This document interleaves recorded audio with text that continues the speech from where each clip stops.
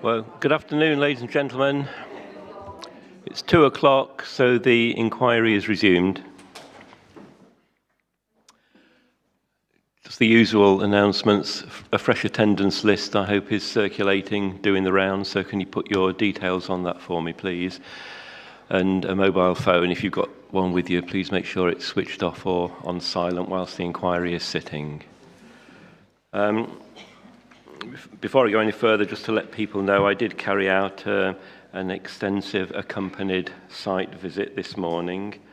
We walked the Ashington Road, saw the junctions referred to during the inquiry. We also walked the boundary of the appeal site itself and viewed the the Percy Cottis Road access. In terms of things carried over from yesterday, what's the updated position, please, on the conditions? I think I've seen a version emailed to the Inspectorate's case officer. So someone? Yeah, that's the latest. So I'm told yes. Right. So following the discussions yesterday, amendments that were agreed, or where there wasn't agreement, at least I've got the views of each side, and that's gone to the Inspectorate's case officer. Good, thank you. And the Section 106 agreement, there was something that needed a bit of an amendment there.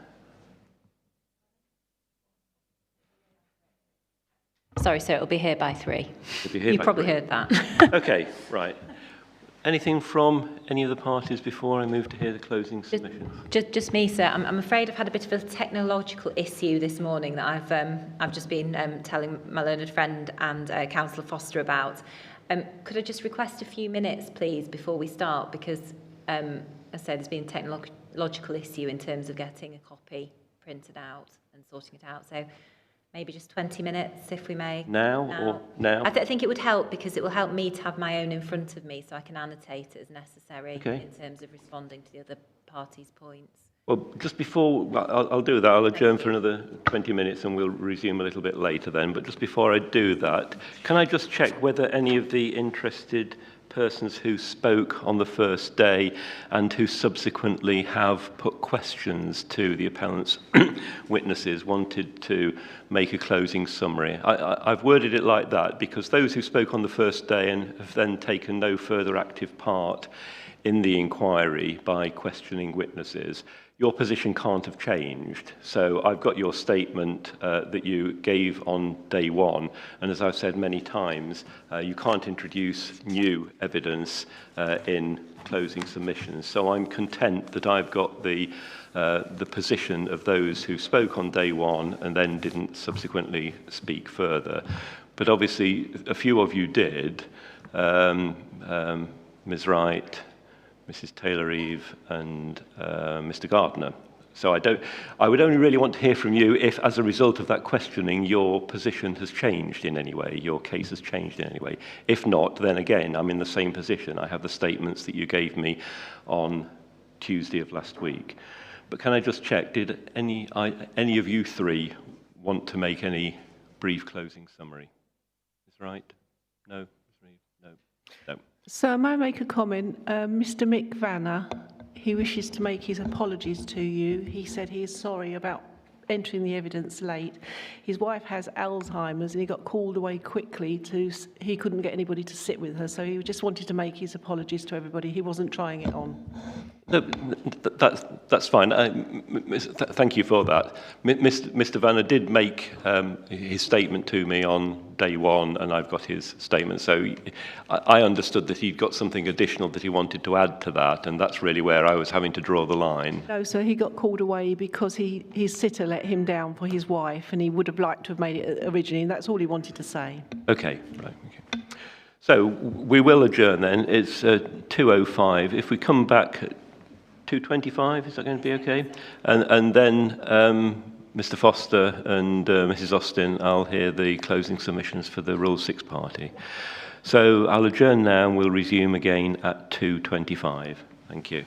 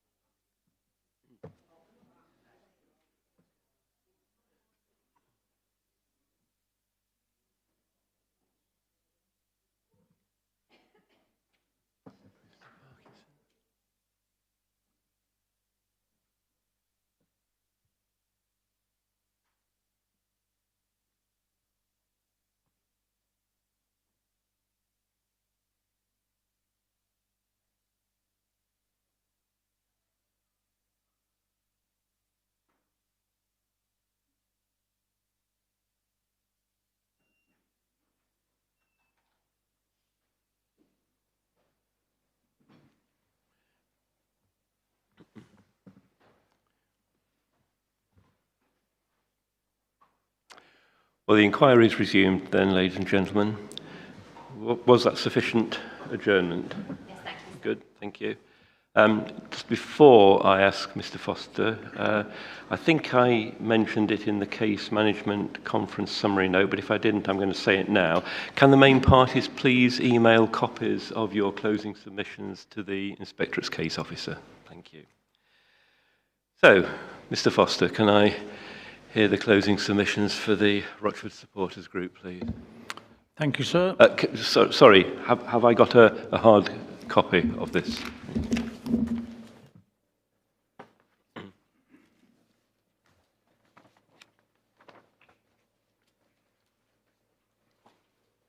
Thank you. Are there copies for the other parties? Oh, we didn't realise we had to, sir. I was just told originally that it was a hard copy and a email copy. If we've got a minute, we could get a copy made, or two copies made. I mean, if Councillor Foster wants to, I mean, we'll have to break again, but if Councillor Foster wants to email a copy to Mr. Pycroft, we've got a printer in the room and we'll be able to organise some printing, if that would assist. Yes, I'm sorry, I obviously should have referred to that before the adjournment, that it's customary, we can do excuse that. me, for copies for each of the main parties, so we can follow in detail and annotate if need be. I think we can do that email as suggested. Okay, so how long is that going to take? I mean, it seems silly to have another adjournment if we're only going to be a few minutes. I'm happy for us to all just sit quietly if we can do that.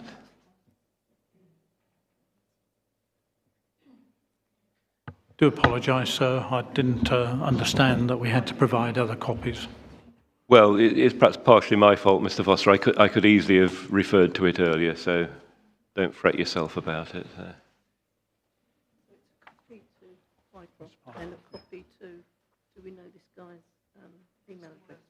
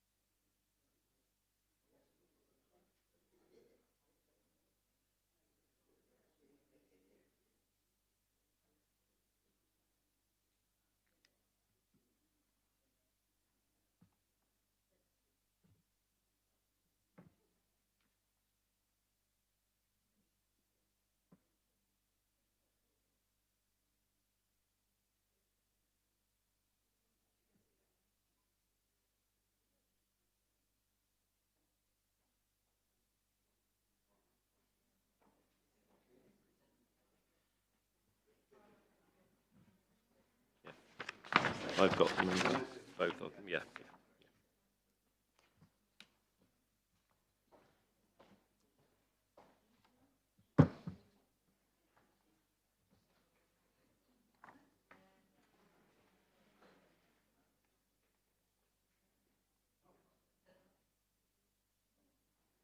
Okay, I think we're about ready to go then, Mr. Foster. Right, thank you, sir. I would just say I've never done anything like this before, so I hope the structure is okay. Thank you. I'd like to first comment on the inquiry process, if I may. Whilst, sir, you've conducted the inquiry absolutely fairly and in line with the rules, as we understand them, I have to say it seems weighted against the Rule 6 party and to an extent against the Planning Authority. Firstly, the Highways Authority, who recommended approval, and that was the key reason behind the approval, was the recommendation of the Highways Authority, they don't appear here and therefore could not be cross-examined. And I think, as I say, I recognise that we've gone in line with process, but that doesn't seem an appropriate point. Secondly, on the 24th of January, more than 5 weeks after the original objective, the highway consultant for Rochford District Council signed a statement of common ground which became a major, oft-quoted part of the appellant's case. There were clear flaws, but we could not cross-examine because we were apparently on the same side as the highways consultant. As I understand it, the councillors also representing Rochford District Council were not even aware that that statement of common ground had been signed until they arrived here on the Tuesday morning. And I hope those comments are helpful maybe for future inquiries. So now to address and summarise the issues. The single ground for rejection had been that the Development Committee considered the highway impact to be severe, despite officers recommending approval. On the inquiry opening day, the Right Honourable Mark Francois MP reported on his meeting with Essex County Council Highways officers on the 5th of December 2020. Essex County Council Highways officers, Rochford District Councillors and Planning officers on the 5th of November 2020. Essex Highways officers conceded at the meeting that some junctions were already, and I put it in quotes because Mr. Francois said that's what they said, some junctions were already swamped. They also stated that they could only reject the application if the traffic effect was deemed severe. However, since the NPPF has not defined severe, Essex County Council stated that the judgment was entirely subjective, and I put that in quotes because that's what Mr. Francois said, they said, which made it difficult to object to the application. As part of our evidence, we produced a highway map supported by descriptions of junction traffic quoted from the Ringway Jacobs Essex County Council Rochford Local Plan Highways Baseline Technical Note dated 25th of October 2017. So though it's sort of recognised as a Ringway Jacobs note, it was done on behalf of Essex County Council Highways. It stated that all the junctions on our map and the Anne Boleyn junction, which was below the level of the map, were congested or highly congested. However, interestingly, Ringway Jacobs did, in their technical baseline note, have a table which describes the measure of congestion from low through to severe. And that was page 46, table 4.1 of the report that we produced. Now, a reminder, it's a Ringway Jacobs report, but that is on behalf of Essex County Council. So that was in effect Essex County Highways definition of severe. We've seen evidence that the assessment of traffic impact should consider cumulative impact of developments. To repeat the statement from Mr. Francois, the comments from Essex Highways that the definition of what constitutes a severe effect was entirely subjective. This proves, and I repeat, proves, that the Highways Authority did not, and I repeat, not, test even the individual, let alone cumulative predicted traffic impact against its own definition of severe per the Ringway Jacobs table described earlier. Within the description of junctions, I would emphasise one, the Hall Road, Ashton Road, West Street Junction. The Ringway-Jacobs report, page 45, describes this and other roundabouts having traffic safety and congestion issues. It highlights in page 49, in relation to this roundabout, high levels of congestion are observed for all three approaches to the Ashton Road, Hall Road, West Street roundabout. It's been accepted and stated by all parties in evidence here that no changes can be made to this roundabout. It's worth reminding ourselves of the Brandon Lewis House of Commons response to a written question, attachment 14 in our original evidence, and I quote, "It's for the local planning authority in considering planning applications or the planning inspector in considering planning appeals to consider whether improvements can be undertaken within the transport network that cost effectively limit the significant impact of the development on traffic levels and determine whether the residual cumulative impacts of the development are severe." End of quote. As I said, it's clear from all statements of all parties that no improvements can be made to this junction. Indeed, in evidence, we submitted photographs which demonstrated the chaos there. So, we have a junction which cannot be improved. We have no evidence that the local planning authority ever tested the cumulative impact of development against any definition of severe, but relied completely on the entirely subjective conclusion of the Highways Authority. It's clear on this factor alone that the appeal should be rejected.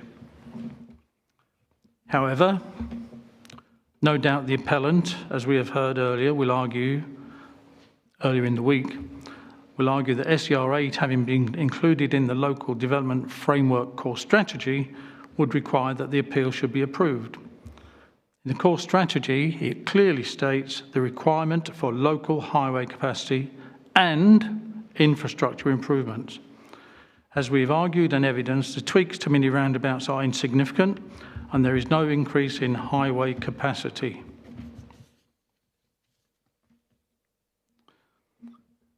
We know that not every hour of every day is rammed solid, but we have shown that for many hours on most days, Ashton Road and key junctions are severely congested. Often it's intolerable. In our evidence, we submitted many pictures, including the Hall Road junction, which support our argument. It would be remiss not to mention additional issues.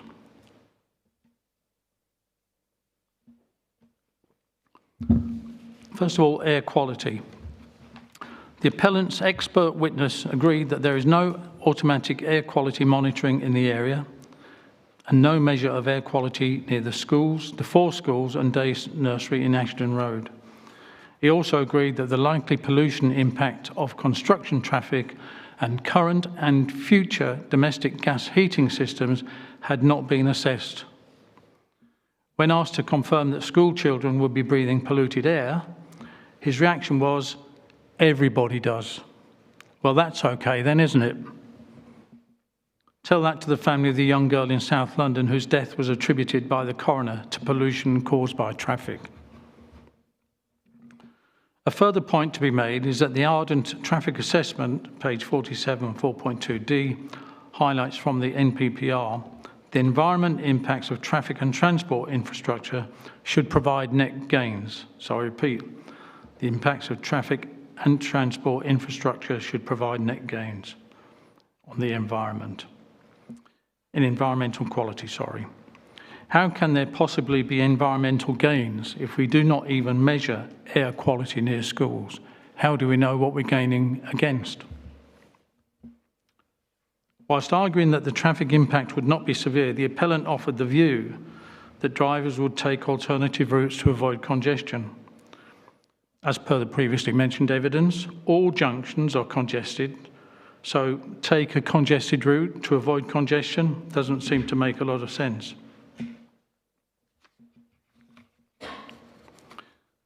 I was going to make a comment about the travel arrangements. But it's not in the typed version, so I suppose I should not say that. You can say it if it's part of your closing, yes, by all means. Thank you. Say it slowly and I'll make sure I note down what you say. It was also suggested, talking about other traffic-related issues and the travel plan, is also suggested by Ardents that residents would be encouraged to take alternative routes by providing. Now, I heard earlier in the week and last week talked about several months' worth of free bus tickets. But what it actually said in the Ardent report was they'd be provided 6 scratch cards for free day travel.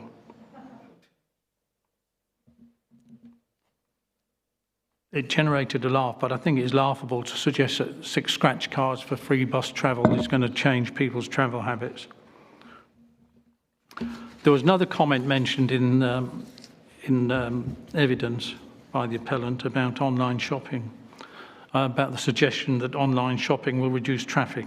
I think that's unproven. Online shopping equals home deliveries, including drop sites, which often cause traffic jams, as we witness regularly on Ashton Road. And also, actually, there are drop boxes, as we saw at the Jet Garage and Golden Cross, where people have to collect their parcels that have been dropped off. So that actually is travel journeys as well.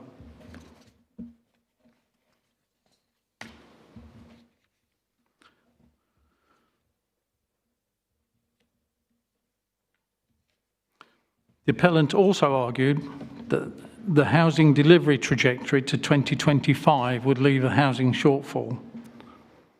As I said in evidence, the 2021 housing delivery test per the Planning Policy and Communities Government website identified Rochford as having over-delivered in the period 2018 through 2021. Further additional opportunities have also been adopted, which we believe would address the unlikely shortfall. The appellant argued also that there is a shortfall in the 5-year land supply from 2025. The housing need for that period has not yet been established for the planned period and is the subject of ongoing discussion with the Housing Minister. For that reason, the development of the new local plan has paused, though the background work is going on to analyse the almost 200 sites which have been offered in the call for sites. So it's presumptive on the behalf of the appellant to state that there is a shortfall of land. To argue that Rochford District Council will fail on housing delivery and land supply is conjecture and is not a reason to approve the appeal.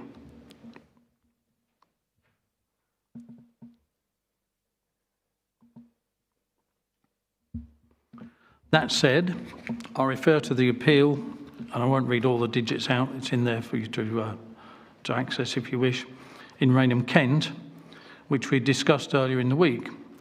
In rejecting that appeal, the inspector noted that the traffic impact would be severe, and though there would be a significant shortfall in housing land supply, that of itself was not a reason to approve. Referring to the local plan, as here in Rochford, he stated that in light of its early stage, no weight is afforded to it, i.e. the land supply. I just offer that as a precedent for the position I've just described in relation to Rochford. So in summary, we believe the traffic impact of the proposed development with an average of 2 garages and over 1,000 vehicles will be severe. Neither the Highway nor Planning Authority have tested the predicted impact of this or cumulative developments against any definition of severe. The Arcady model, which gave unliked results, which we discussed about last week, I think it was, the results which didn't suit the applicant were suggested to be dismissed. So the modelling, the algorithms and the systems used, if they don't give the right results, ignore them. Traffic modelling considered junctions, but not flows between or after junctions. So, for example, the Anne Boleyn roundabout changes cannot help highway flow along Sutton Road. And again, if you live in this area and travel those areas relatively frequently, you know that when you turn left at the Anne Boleyn into Sutton Road, it, particularly in the morning, is backed up from almost from Southend. The requirement for improvement of highway capacity, a key requirement of SER 8, is not met by the proposed development. The suggestion that traffic congestion can be avoided by alternative routes is not viable. The likely impact of proposed mode change / travel plans was not evidenced. You may recall I asked for particular evidence in comparison with other areas like Rochford.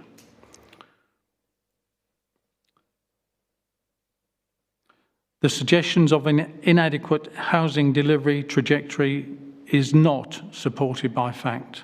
The implied shortfall of land supply is fanciful and not reason for approving an appeal. And I mentioned the Kent precedent for that. So, in the opinion of the Rochford Supporters Group, which represents the residents of the area in which we live, we believe the appeal should be clearly rejected. Thank you. Okay, thank you, Mr. Foster. Mrs. Austin, would you like to give me your part of the Rochford Supporters Group's closing submissions, please?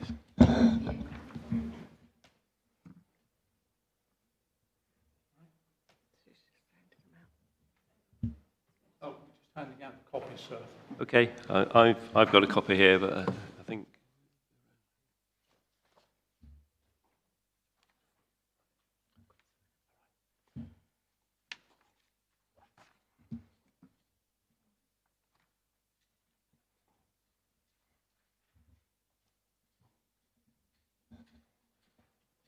Okay. Yeah, when you are. Sir, when I first gave my speech at the opening of this public inquiry, I said that it was all too easy to get caught up in the facts and figures, the arguments and counter-arguments, and the David versus Goliath nature of this case. After hearing everything that has been said over the last week, I stand by that statement. The quantity of statistics and data and the arguments for and against have been nothing short of bamboozling. You have heard from us, the Rochford Supporters Group, that we are absolutely convinced this development will bring traffic that the roads cannot handle, that this development will bring risk of injury or worse to the children of Holt Farm infant and junior schools, and this development will bring misery to every single one of us who lives in and around Rochford. You also heard that even though the planning officers accepted the application was NPPF compliant, it was ultimately refused by councillors as it was clear that sufficient due diligence had not been undertaken by the council's officers, and that very obviously this development wasn't and still isn't right for Rochford. This decision made clear and perhaps even set a precedent that just because something can be viewed as policy compliant, it isn't necessarily right and appropriate. After hearing from us, you heard from the appellant. You heard from their expensively assembled team that traffic congestion won't be an issue and children will be fine, crowded on a small island in the middle of a road, trying not to get run over on the way to school. The developer even managed to get a last-minute addition to one of their reports from the very much noted but elusive Mr. Flexman to convince you that if RDC's transport consultant doesn't object, then why should you? I think it is noteworthy that this seemingly supportive comment was introduced out of the blue. It came unexpectedly and at the very last minute. To me, that reeks of a desperate attempt to find something to hook their argument on, and I find Mr. Flexman's actions questionable, to say the least. So I think it's fair to say that both sides have opposite views. One side confidently says this will cause misery and risk for the town, and the other side less convincingly says, nah, it'll be okay. So back we must go to the facts and figures for something to sway the decision one way or the other with sufficient certainty that everyone can be confident that even if they don't like the decision, it is a fair one. And it is here that it becomes clear why I referred to David versus Goliath. Goliath brought in analysts with their modelling statistics who tried to present their findings as irrefutable, but I don't believe they achieved that. We all know the results of modelling are directly related to a dataset used. We all know the results can be manipulated by the modelling software, and we all know that ultimately modelling gives whichever result the person paying for it wants. I won't labour the point, but let's be honest, it wasn't exactly compelling, was it? And let's not forget those last-minute comments attributed to Mr. Flexman in a last-ditch effort to drive home their message. And yes, that pun was intended. Their attempt to drive home the point was as torturous as our attempts to drive to and from work and school will be if this development is approved. But Goliath didn't stop there, did they? No, they brought in Miss Reed QC, a lady who I am in awe of, and I am. She argued brilliantly for her client and has demonstrated a particular skill in her questioning of everybody throughout this inquiry. I have no doubt at all that if I could have afforded to pay for her to be on our side, this case would already be closed with a resounding rejection of the appeal ringing loudly for Rochford to celebrate. But please allow me to unpick my comments a little, for whilst my compliment about our learned friend is genuine, I must be clear with you. The skill in question I referred to is her formulation of a leading question. This is a common skill of barristers and interviewers and was very well executed here. On every possible occasion, she purposely formulated the question to lead the respondent to the answer she needed, trapping them, so even if it wasn't the answer they wanted to give, it was the only one they could. It's an old interviewing trick, cleverly played, but a trick nevertheless. In the same way that TV Darren Brown uses mind tricks and manipulation to lead his audience to subtly reveal the clues he needs so he can pretend to read their minds, so does a QC use tricks to get the answers they need to support their argument. So as you reflect on the answers people gave under her questioning, please bear in mind that they were trapped into that answer and then not allowed by her to give the context required to explain their answer. As with the modelling, it's not exactly compelling, is it? Albert Einstein once said, if you can't explain it simply, you don't understand it well enough. And I think this is an interesting quote to consider. We all heard the complex statistics that the appellant to believe their application should be approved, and I'm confident it is not just me feels complex is a suitable adjective, and that makes me wonder, could the appellant have made their argument simpler to ease everyone's understanding of the facts? Yes, without a doubt they could. So why didn't they? I would wager that they rely on a complex argument filled with mountains of statistics precisely so that it remains confusing. If they had explained their argument more simply, if they had helped everyone understand the intricacies of the direct impact of this development, it would be all too easy for everyone to see just how bad this development will be for Rochford. The appellant didn't want to risk us all understanding it well enough, so they tried not to explain it simply enough. I don't believe they achieved that either. Neither do I believe have any of their arguments been sufficiently convincing that the SIR 8 should join the 80% of developer applications that have been victorious at appeal stage. It's a shocking statistic. 80% of appeals submitted by developers are won. And why do they win? Because all those Goliaths can throw enough money to do exactly what Bloor developments are trying to do here, hide the overwhelmingly negative impact their development will bring behind the statistics and modelling they paid for, and an expensive barrister who can tie people in knots and get ticks in just about enough boxes to make it hard to say no. And I think significant weight should be given to that. So there we have it, sir. Our David versus their Goliath. Our evidence proving the roads cannot support the additional traffic that they will create, versus their modelling that at best suggests it might potentially not be a total catastrophe. Our straightforward and honest declarations of the evidence we have collated versus their use of age-old interviewing techniques to lead respondents irreversibly and unavoidably into giving specific answers. Our evidence belief that this development will do more harm for Rochford than good, versus their belief that throwing money to tick the necessary boxes at the appeal is all that matters, as they don't have to live with the negative consequences. Our knowledge of the local area versus their, well, lack of it. Sir, should I say a massive decision such as this be decided on a developer doing just about enough to tick the boxes? No, it's not right, is it? Should the developer get their way just because they can throw more money at this than those who are against them? No, it's not right, is it? Should this development be approved? No, it's not right, is it?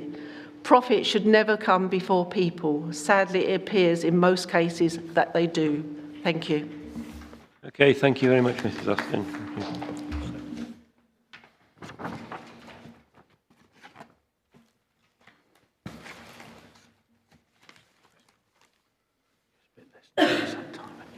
Thank you. So, Mr. Parkinson, can I hear the closing submissions for the Council, please?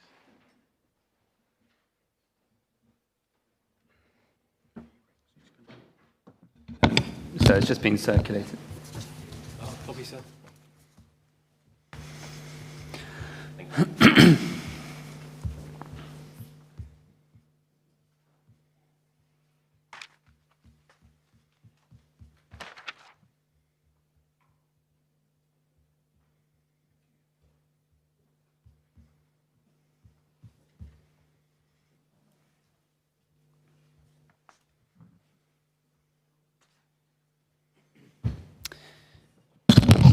Thank you, sir. As I said in opening, the Council's case is simple, but it's fundamental. The appeal scheme would have an unacceptable impact on the road network, and the Council's position is unchanged at the end of the evidence. This is a development that, as the Planning Committee correctly identified, would have a severe residual cumulative impact on the local highway network, contrary to paragraph 111 of the NPPF. And this closing is simply a summary of the Council's evidence and case, which is set out in full in its evidence to the inquiry.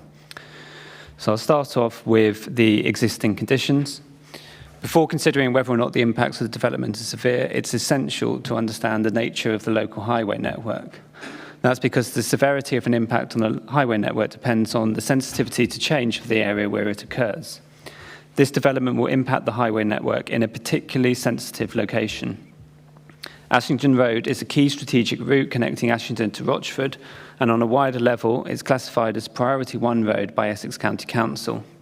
That means that it's one of the key traffic arteries in Rochford district as a whole, and is an important interurban route. The road is particularly important for north-south trips across the district, and the Hall Road junction, Junction 4, is a key junction on the Ashington Road and in Rochford town centre. The most direct route for anyone driving to and from Ashington, Hockley, Southend and Rochford would take you through the Hall Road junction. Clearly, any potential changes to the operation of the highway network in this location needs to be considered very carefully indeed. That's particularly the case because during the AM and PM peaks, at the very least, the Ashington Road and Hall Road roundabout is already congested. As long ago as December 2011, this was recognised in the core strategy, which states that action should be taken to improve traffic flows and reduce congestion on the Ashington Road. Mr. Blair rightly accepted that this was a clear recognition in the development plan that congestion on Ashington Road needed to be reduced. Unfortunately, the situation has not improved in the last 10 years. The appellant's own transport assessment addendum for this application states that the local highway network is congested. And this has also been recognised by the Council in its most recent consultation document for the emerging local plan, which states that the Ashington Road is known to have congestion issues. The appellant has calculated that the hour in the morning when the total flow through the Hall Road junction is greatest is between 7:15 and 8:15 a.m. Plainly, it will be necessary to reach a view about the level of existing congestion. Whilst the appellant's Q surveys carried out on a single day, 24th of March 2019, have not been challenged by the Council, reaching a judgment on the existing level of congestion requires consideration of more than just queue lengths. Councillor Reeves explained his experience of congestion during the AM peak hour, and you, sir, have heard many accounts from residents, which, as Mr. Blair accepted, must be given weight. Residents provide a real-world, on-the-ground experience that models can't reproduce. and more weight should be given to their experiences than those of Mr. Blair, who only visited the site in person on 2 days, 9th and 10th of December 2021, and experienced the AM peak on only one on the 10th of September 2021, and travelled through the Hall Road junction on only a few occasions within that peak period. Further, as Mr. Blair accepted, Ashington Road and the Hall Road junction is busy in periods outside of the AM peak hour, for example, during the school run period. Again, that cannot be ignored. The baseline position in 2029 is even more stark. Even without the development, the junction is undoubtedly congested.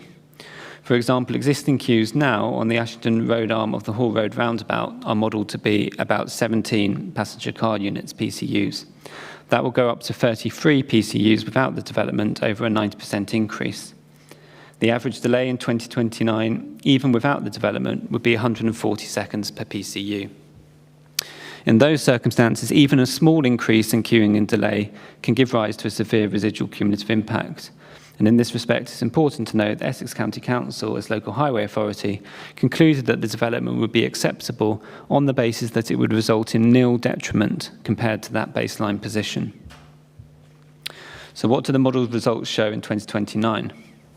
The modelled results in Mr. Blair's evidence show the position in 2029 with the development on the appellant's own figures. Throughout the inquiry, the appellant has asked the council to provide its own evidence that the impact will be severe. However, there's no obligation on the council to produce its own separate modelled results. It's perfectly legitimate for the council to point to the appellant's own results as demonstrating a severe residual cumulative impact. Those results speak for themselves without the need for further evidence. The focus of the council's case is on the impacts on the key Hall Road roundabout in the AM peak. This focus on the peak period is perfectly normal when assessing junction capacity. It's that period when demand at the junctions is highest and when the most people are likely to be affected by the changes to the road network. Mr. Blair has produced modelled results for the period 7:15 to 8:15 AM. These provide the ratio of flow to capacity for the junction and each of its arms over the peak hour and in 15-minute time segments. The headline figure is that in 2029, with the development, the junction would be 15% over capacity, 9% more than it would be in the baseline position without the development. In other words, the junction is not able to let the traffic demand through, and that manifests itself in queues and delay. As Mr. Blair accepted, on all arms of the junction, there is a material increase in delay and queuing with the development in 2029 compared to without the development. Breaking that down, in all of the 15-minute time segments on the Ashington Road arm, there is a material increase in delay compared to the baseline position in 2029, and in all of the 15-minute time segments on the Ashington Road arm, there is an increase in queuing compared to the baseline position in 2029. Taking all of the time segments and all of the arms, there's an overall increase in delay across the junction as a whole, from 77 seconds to 213 seconds per PCU. The maximum queue on the Ashington Road across the hour increases from 33 PCUs to 118 PCUs. The level of service of the Ashington Road arm is F. That records how the junction is working, and as Mr. Blair explained, means that there's a low level of service. There is no lower score. And that's on Mr. Blair's new figures. In his proof of evidence, Mr. Blair made 3 main changes to the modelling in the original transport assessment and transport assessment addendum. Revisions of the temporary growth rates, vehicular trip generation rates, and the validating of junction models to correct a mistake relating to the geometry of the junctions. However, on both traffic generation and growth, Mr. Blair accepted that the approach taken by ACE was not an unreasonable approach, that it led to a robust assessment, and that, and this is a quote, the approach they adopted was appropriate for what they were doing, which was providing a robust assessment. The changes that Mr. Blair has made then are ultimately judgment calls. Whilst Mr. Blair considers that his inputs are more accurate, he does not go as far as to say that the ACE temporal and trip rates fall outside of a reasonable range of judgment. So when looking at the modelling outcomes, you, sir, can bear in mind that the modelling produced with the ACE temporal and trip rates would not be, I think falls should be taken out there. So the modelling produced with the ACE temporal and trip rates would not be an unreasonable prediction of what will happen at the Hall Road junction, junction 4. The effect of that is delay of 524 seconds per PCU on the Ashington Road arm of the junction, up from 451 seconds on Mr. Blair's figures, and maximum queues of 137 PCUs, up from 118 on Mr. Blair's figures. It was suggested to Councillor Eaves in cross-examination that his concern related only to the final 15-minute period of the peak hour, and that the development only added 25 additional vehicles to the junction compared to the baseline period. This approach is entirely wrong and misunderstands how and why the queues and delay in the final 15-minute period are so long. The starting point is that over the peak hour, the development results in an additional 103 vehicles trying to get through the junction. Those additional vehicles are fairly evenly spread across the peak hour, with on average 26 additional vehicles from the development every 15 minutes compared to the baseline position in 2029. The queues experienced in the final 15 minutes are a result of the extra 103 vehicles from the development across the hour. At the beginning of the final 15-minute period, there is already a queue at the junction of 89.6 PCUs, and that's because the junction is already overloaded and above capacity before the final 25 vehicles from the development arrive at 8 a.m. The junction is overloaded to this extent and the queues are this long because of the additional 78 vehicles from the development which add to the demand between 7:15 and 8 a.m. The additional 25 vehicles from the development that arrive in the final 25 minutes extend an existing queue that is the size it is because of the additional development traffic in the preceding 45 minutes. Mr. Blair accepted the queues are not just a product that springs up at 8 a.m. and that the queues are growing because of what happens from 7:15, which includes the additional 103, not 25, PCUs seeking to go through the junction because of the development. In simple terms, and as Mr. Blair accepted, the situation in the final 50 minutes is a product of what's happened in the preceding 45 minutes. It's therefore entirely simplistic and wrong to say that the council's case boils down to an additional 25 additional vehicles in the final 15-minute period. To get to the nil detriment that Mr. Blair and ECC said would occur with the development, 26 vehicles need to be removed in every single quarter, not just the final quarter of an hour. Further, because the queues and delay are so long at the end of the hour, the junction will not immediately revert back to the position it was in before the start of the peak hour.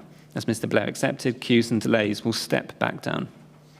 Finally, and significantly, the queues that result from the development would, on the modelled results, stretch back beyond the Dailies Road roundabout, Junction 3. Distance between Junctions 3 and 4 is 410 metres. That's the equivalent of just over 71 PCUs. The model queue of 118 PCU in the period 8 a.m. to 8:15 will extend back from Junction 4 to a distance of 678 metres, well beyond Dailies Road.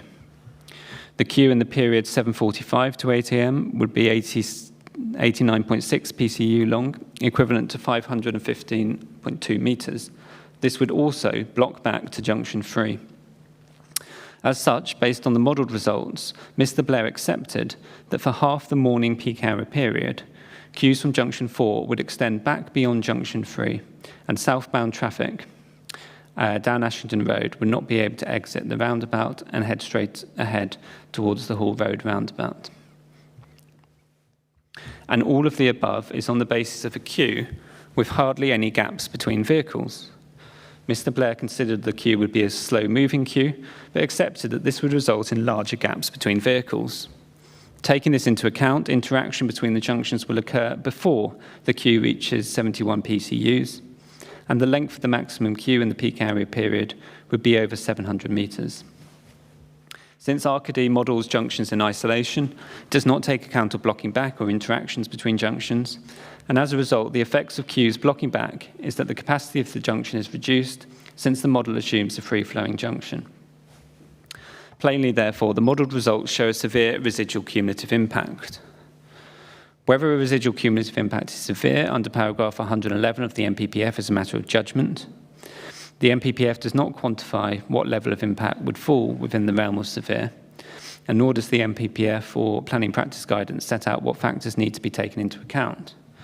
But it's common ground that the factors which are relevant in assessing whether there's a severe impact include queue lengths, delay, impact on overall journey times, the number of road users affected by any impacts, and the availability of alternative routes to avoid the congestion caused. And dealing with those now, on the appellant's own figures in the AM peak in 2029, without the development, the average delay on the Ashington Road approach will be 140 seconds per PCU, and the maximum queue would be 33 vehicles. The residual effect of the development would be to increase this delay to 451 seconds with a maximum queue of 118 PCUs. This would amount to an increase in the delay on this key approach by over 200% from 2.5 to 7.5 minutes, and to increase the average maximum queue by 85 PCUs. As a key strategic north-south route, these figures during the AM peak hour would affect a large number of road users, both on the local highway network, but also those drivers from outside the immediate area. Overall journey times would increase, both for those on shorter journeys within Rochford and also those on longer routes from outside the immediate area. There would also be blocking back of queues across junctions, affecting the ability not only of the Hall Road roundabout to deal with demand, but also that of Junction 3. As Mr Blair accepted, there would be no blocking back, so that I should add in there, there would be no blocking back without the development. So we just add in the words without the development.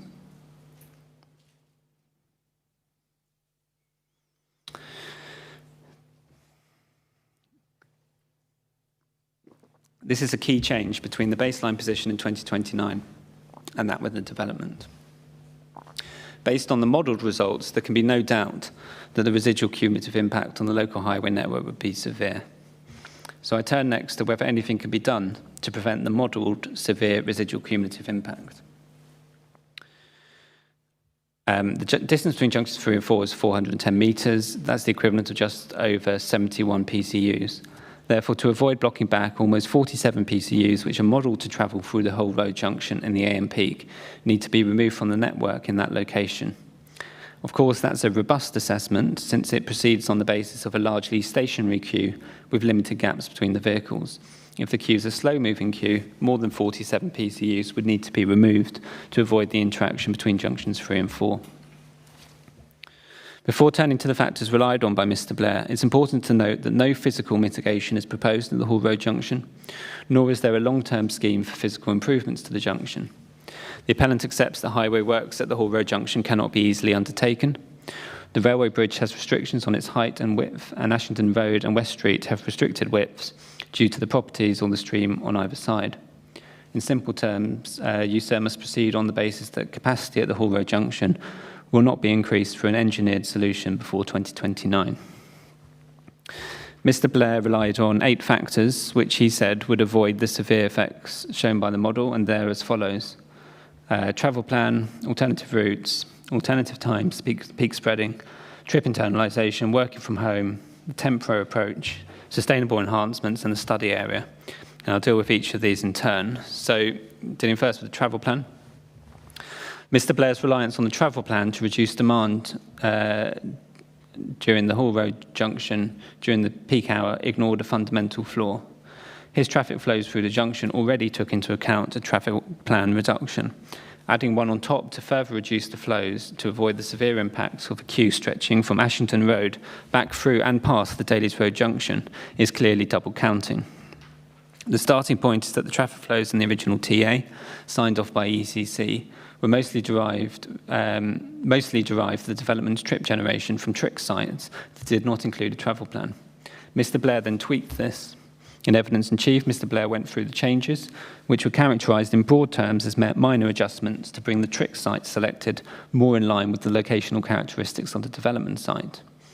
However, Mr Blair did not reveal a key adjustment made. Unlike the original TA, as he accepted in cross-examination, the traffic generation in his revised modelling is based on sites which were approved with a travel plan in place.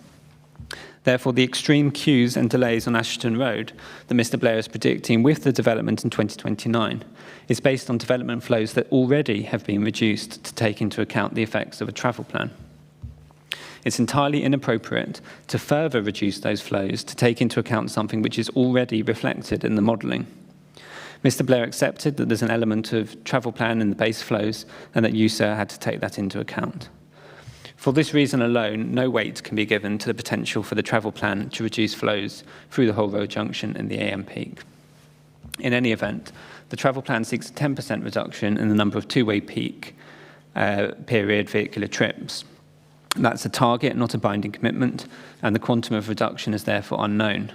But even if the travel plan target is reached, only 10 cars would be removed from the Hall Road junction across the peak hour. Turning next to alternative routes. This was an afterthought that was developed by the appellant at the inquiry. There can be no excuse for this. Councillor Eaves challenged the ability to take alternative routes in his original proof. As Mr Blair accepted, in neither the TA, the Transport Assessment Addendum or his proof did he set out what the alternative routes were that could be taken to avoid congestion at Hall Road. Indeed, when Essex County Council signed off on the scheme in its consultation response, it did not rely on the potential for alternative routes, nor were any potential alternative routes put to Councillor Eaves when he was challenged on his evidence. For the first time in evidence in chief, Mr Blair relied on the potential for cars to turn left at the Dailies Road roundabout and take a cross-town route down Dailies Road, eventually joining up with the Anne Boleyn roundabout. On the basis that some people already turn left down Dailies Road, Mr Blair simply assumed that additional cars, currently modelled to travel through the Hall Road roundabout, could take the same route. However, that assumes that those people already turning left at Dailies Road are doing so to avoid Hall Road, and that more people could do so. It ignores the fact that people may be turning left because their destination is down Dailies Road, such as Councillor Shaw, who takes that route already, not to avoid Hall Road, but to travel to her food bank. It also assumes that additional people will be willing and able to take that route over and above what's already modelled. There's simply no evidential basis for this. The appellants carried out no survey of whether people would be willing or able to take alternative routes. The only survey that we have, produced by Helen Wright, shows that only 1.92% of respondents who travel in the period 7 to 9:30 a.m. did not already change their existing route, and did not already change their existing route could do in the future. That's a factor that should be given either no or very limited weight, and there's simply no evidential support for it. Next, alternative times and peak spreading. Again, there's an evidential vacuum here, despite Councillor Eaves querying the ability of peak spreading. Clearly, the ability to peak spread to take journeys at different times is limited by a number of constraints. As Mr Blair accepted, there are some journeys that have to occur at a specific time, for example, the school run peak, but also some journeys to work. Further, the appellant must point to additional peak spreading. If people are already adjusting their journey time, then this is reflected in the existing network flows on the modelling. The appellant relies on the survey carried out by Helen Wright. That defines rush hour as 7 to 9:30 a.m. Obviously, that's a much longer period than the AM peak modelled by the appellant, and much longer than the half an hour in that peak that results in blocking back across the Dailies Road junction. Only 10% of people in the survey said that they could change their time of travel, but we do not know what proportion of those people are travelling between 7:45 a.m. and 8:15 a.m. There's no benefit to the appellant whatsoever if people currently travelling between 7 and 7:45 a.m. could adjust their journey time of travel through the Hall Road junction between 7:45 and 8:15 a.m. because that's the period when excessive queuing already occurs and when vehicles need to be taken off the road. Mr Blair accepted that he'd never relied on a survey like this from a third party with the response rate received to this survey, asking questions about a peak period that's different from the model peak at an inquiry before. The reasons why are obvious. The appellant's reliance on Ms Wright's survey should be given no weight, and since this is the only positive evidence that the appellant relies on, so should the appellant's reliance on this factor to avoid the catastrophic queuing that would otherwise occur. Turning next to trip internalisation. Mr Blair's point is that this site is close to existing schools and therefore vehicular trips, which are assumed to be for education, will be internalised and will manifest as journeys on foot or other non-car modes. However, Mr Blair did not know whether the 5 trick sites upon which he derived his trip rates were within walking distance of a primary and secondary school. Without knowing that, no real weight can be placed on this factor, since if they were, the trip rates upon which Mr Blair's modelled flows were based would already take into account the fact that some journeys to school were being walked. Next, working from home. Again, this is highly speculative and without evidential support. Yes, more people are currently working from home. However, the last couple of years have been highly unusual, to say the least. What we're interested in is the position in 2029, in 7 years' time. We simply do not know whether or not people will be working from home to a similar extent at this point, and whether there will be an increase from the position in 2019, when the existing base flows were calculated. As Mr Blair originally said in his proof, the quantum reduction that this will result in is unknown. Next, Tempro approach. Mr. Blair's point here is that Tempro does not take into account the highway improvements that might be delivered by allocated sites. However, as he accepted, this approach is completely standard and really does not, so completely standard is a quote from Mr. Blair, and then carrying on in my language, it really does not help the appellant because as Mr. Blair accepted, if highway improvements to the Hall Road roundabout are difficult, these other sites may well not deliver any improvements to the junction. This point should be disregarded. It's the appellant scraping the barrel to find reasons to disregard its own modelling. Next, sustainable transport. A large part of the 10% reduction in trips caused by the travel plan comes from the sustainable transport contribution delivered by the development. Therefore, the benefits from sustainable transport in terms of development trips has already been taken into account in Mr. Blair's first factor, which I've addressed above. What the appellant must demonstrate is that the sustainable transport improvements will result in a sufficient reduction in non-development trips to avoid the long queues and delays predicted on the Ashenden Road. And there simply is not enough evidence to do so. There's no assessment or way of quantifying the extent to which others will use the additional bus services. Whilst the Council has accepted that the contribution meets the SIL tests on the basis that it assists in providing sustainable means of travel, that does not mean that the residual cumulative impact of the development is not severe. As Mr. Blair accepted, even if appropriate opportunities to promote sustainable transport modes have been taken up, in accordance with paragraph 110A of the MPPF, if the residual cumulative impact of the development is still severe, it will fail to comply with paragraph 111 of the MPPF. And then finally, study area. Mr. Blair's point is that the model does not take into account the fact that people may take trips to within the town centre.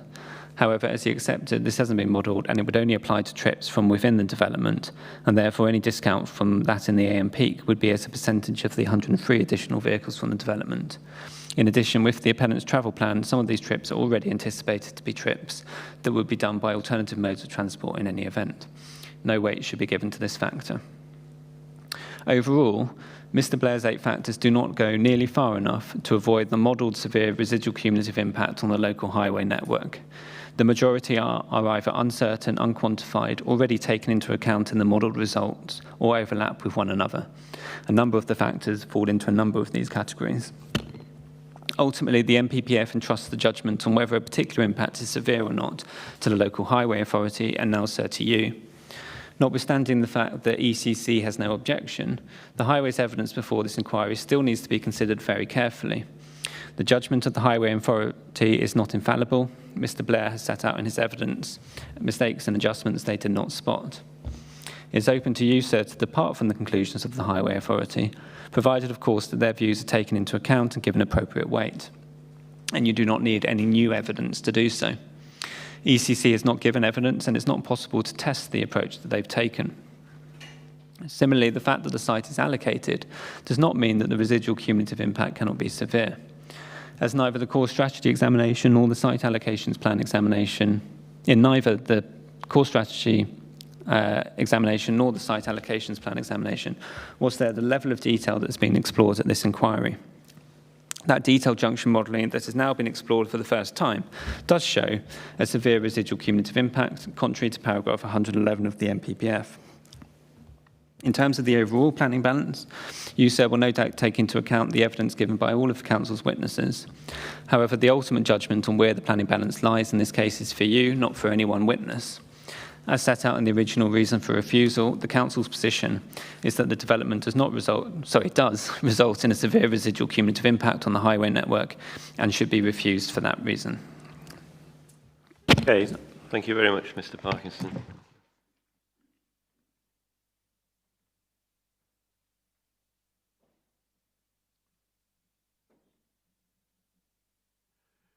Almost reached 3:30. Are people wanting a short afternoon, mid-afternoon break before I hear from the appellants?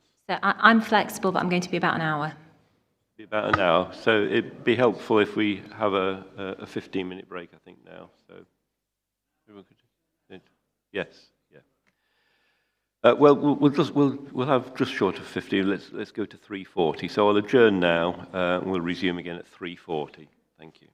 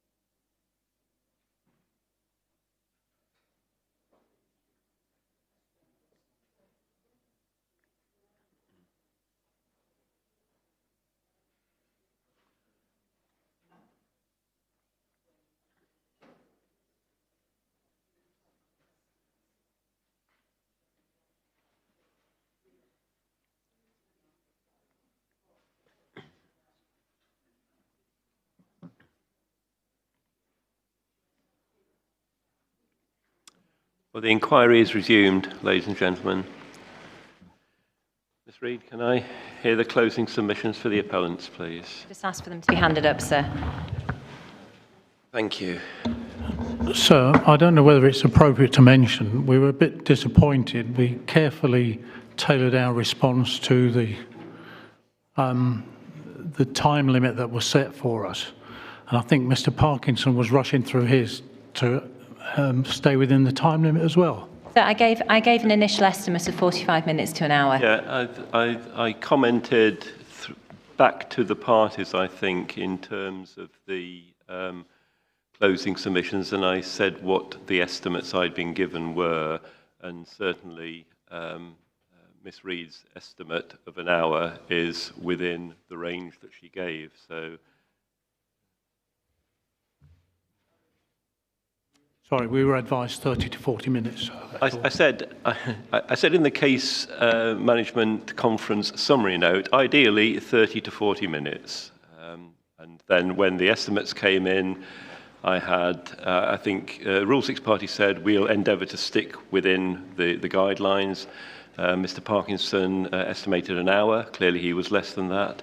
And Miss Reid said 45 minutes to an hour, depending on the evidence that's presented. So I have no issues with how things have been presented to me so far. Thank you. Thank you, sir. Ms Reid. So this is an appeal against the refusal of an application for 662 dwellings, community building and associated infrastructure on land east of Ashington Road and north of Rochford Garden Way. 232 of the proposed dwellings will be affordable homes. There was a single reason for refusal in respect of the appeal scheme. In summary, this was that the development would result in a severe impact on the local highway network. The council has been unable to substantiate that reason for refusal. This was a scheme that was recommended for approval twice by the council's senior professional officer in extensive, detailed and fully reasoned reports following extensive engagement, including a public exhibition, 7 pre-application meetings, a plan and performance agreement. The professional officer was plainly right to so advise. Indeed, the headline point from the evidence before the inquiry is that Councillor Shaw, who gave the evidence on behalf of the local planning authority, expressly accepted that, based on all of the evidence before the inquiry, planning permission should be granted. This was because it was accepted that the proposal is in accordance with the development plan. The tilted balance applies as a result of the failure of the local planning authority to demonstrate a 5-year deliverable housing land supply in accordance with the minimum requirements of the framework, and that the has yours got a section missing? In accordance with the minimum requirements of the framework. Copy.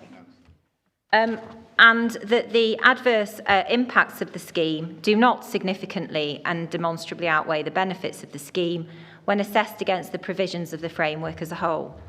Planning permission should therefore be granted in accordance with the development plan and the framework. And those are all points expressly conceded by the council's own witness. It is also noted that Councillor Shaw's concession that planning permission should be granted was based on the local planning authority's assessment of the highway impacts of the scheme in the planning balance. That is, even if the local planning authority is right as to the highway impacts of the scheme, which it is not, on the evidence it is agreed that planning permission should be granted. Sir, I am afraid I'm now going to have to pause to make a comment, sir, in respect of the way that the local planning authority has put its closing submissions. It is extraordinary. It is extraordinary indeed that not once in its closing submissions has the submissions on behalf of the authority recognised that this was the evidence given by its own witness, the chair of the planning committee. That is an unjustifiable and significant and unreasonable omission from a closing submission made on behalf of the local planning authority, who have a public duty to assist the inquiry as to their assessment of the planning balance. Residents are perfectly entitled to come and express a concern that they have in respect of an impact of a scheme in their locality. It is the public duty of the local planning authority assisting the inquiry to carry out the planning balance in accordance with the statutory development plan and weighing all material considerations in the planning balance. Not a single reference to the concession made by Councillor Shaw in evidence that planning permission should be granted in the closing submissions delivered on behalf of the local planning authority. Not a single recognition of the planning balance and the material considerations that weigh in favour, both in favour and against the scheme, taking into account the statutory development plan and the provisions of national policy. And frankly, it is not in those circumstances a proper submission that is now made on behalf of the local planning authority that permission should be refused when there is not a single reference to that planning balance in the closing submissions and not a shred of evidence produced by the local planning authority to substantiate an assertion that, taking everything into account, permission should be refused. On the evidence, sir, returning to the closing submissions, the points raised by the local planning authority in respect of highway impacts on its own evidence take it precisely nowhere. Nevertheless, the local planning authority's case in respect of highway impacts is plainly overstated. As the appellants set out in opening, the chronology in respect of the consideration of this matter demonstrates clearly that the planning impacts of development would be acceptable. The inspector is referred to paragraph 6. I've paused you there because you said planning, but I've got highways. Sorry, highways impacts, yeah. Yeah, okay. Would be acceptable. And so you referred to paragraph 6 of the appellant's opening, which is not repeated here.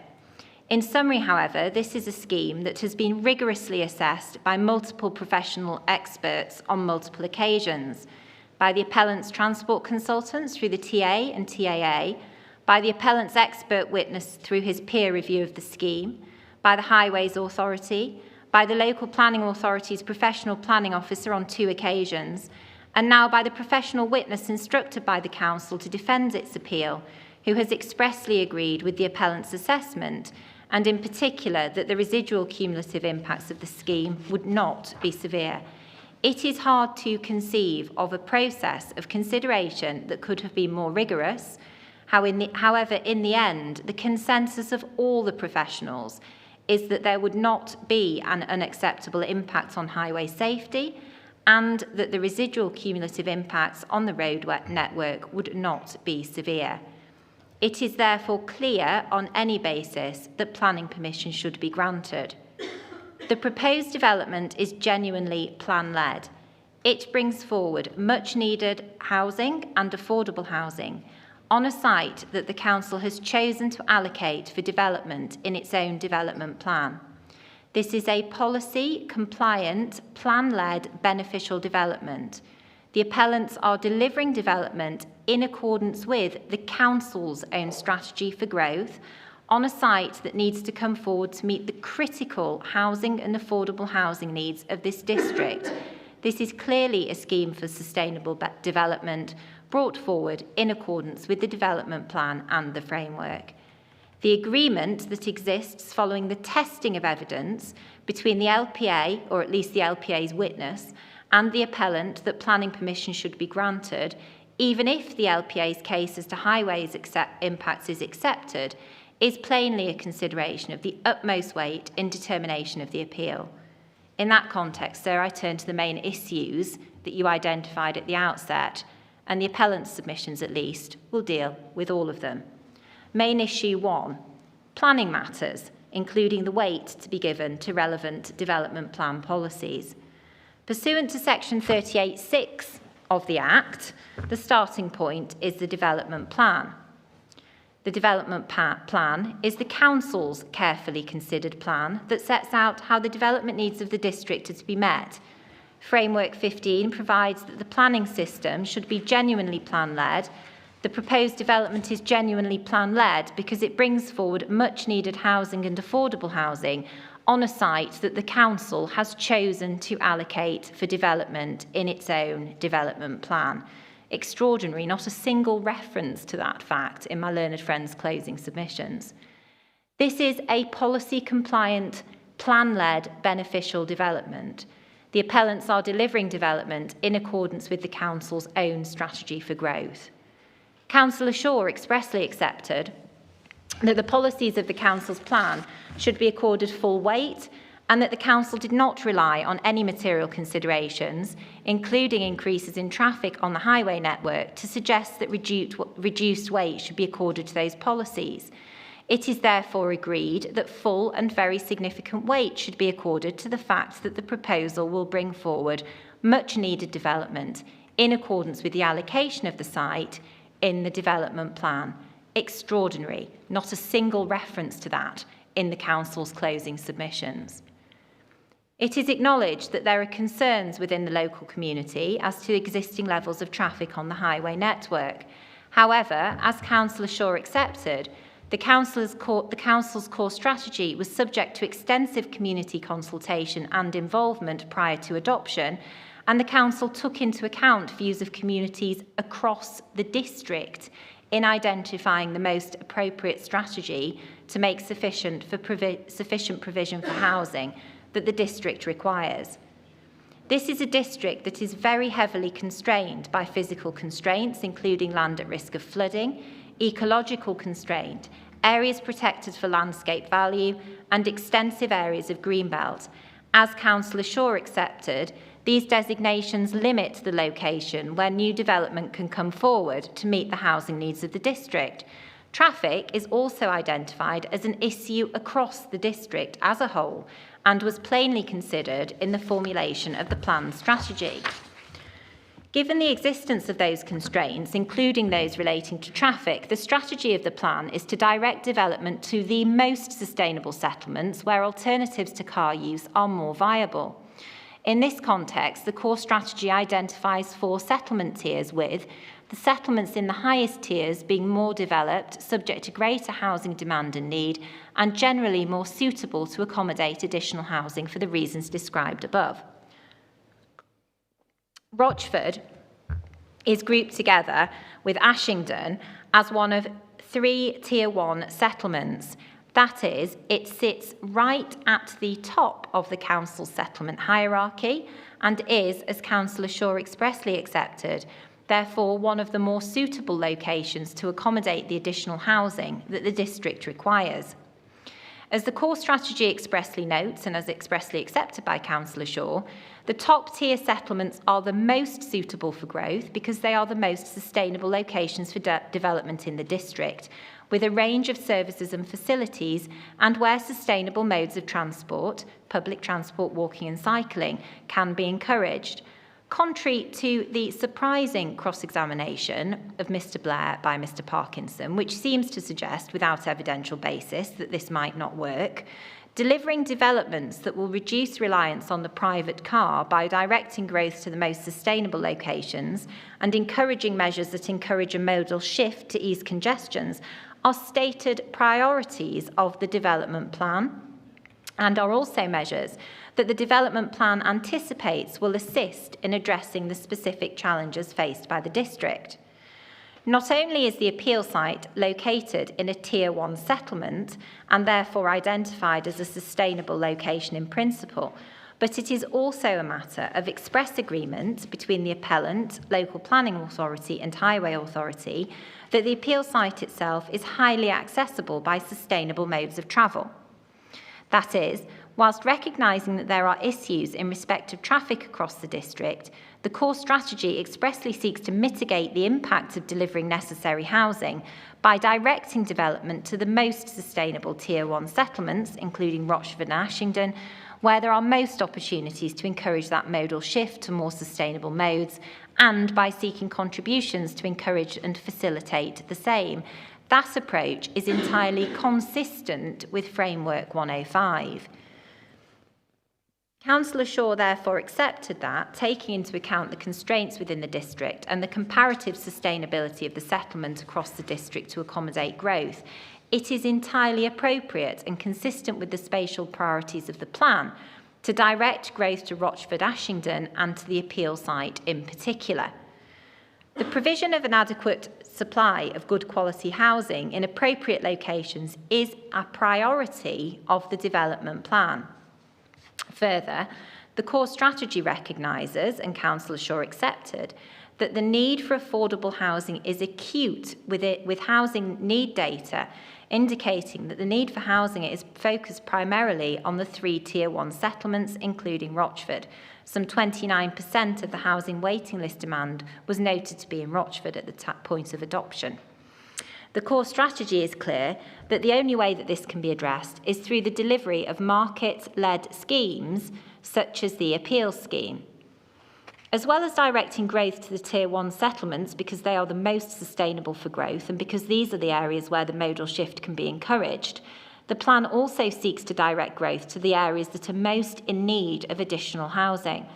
Councillor Shaw accepted that this was another reason why, in accordance with the spatial priorities of the plan, it was appropriate to direct growth to Rochford Ashington. It is a settlement that has been identified in the plan as one of the areas of most acute affordable housing need in the district.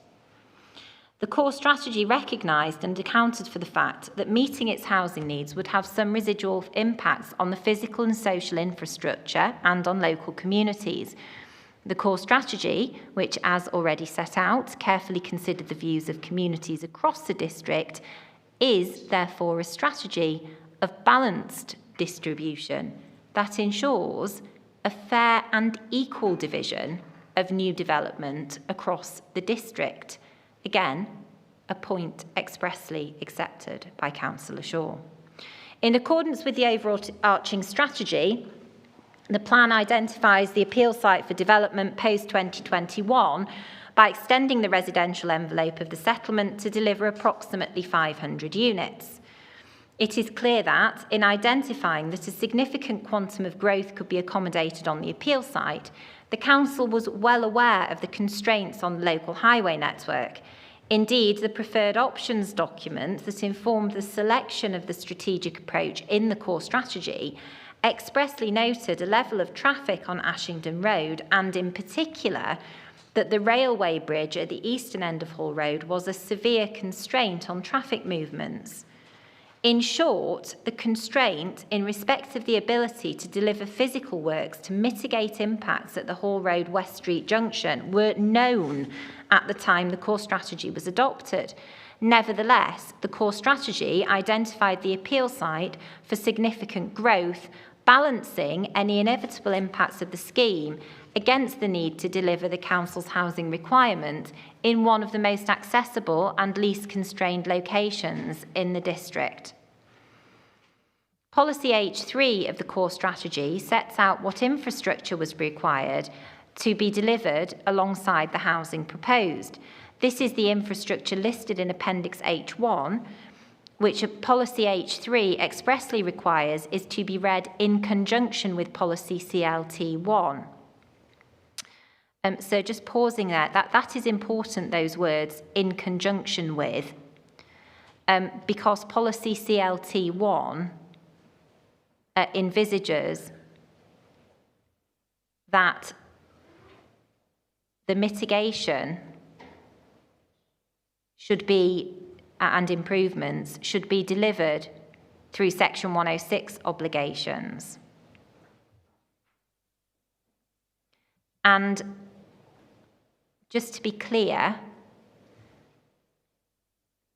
Councillor Foster is with respect wrong that the scheme will not deliver local capacity and infrastructure improvements in accordance with the policy, because... I must say, sir, I shouldn't be referred to as Councillor Foster. Oh, sorry. Because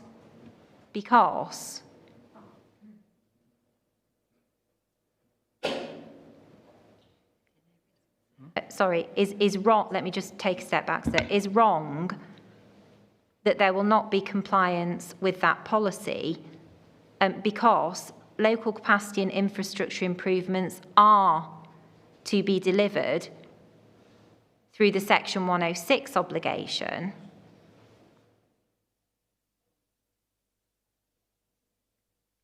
And I'll just turn on now to my paragraph 33.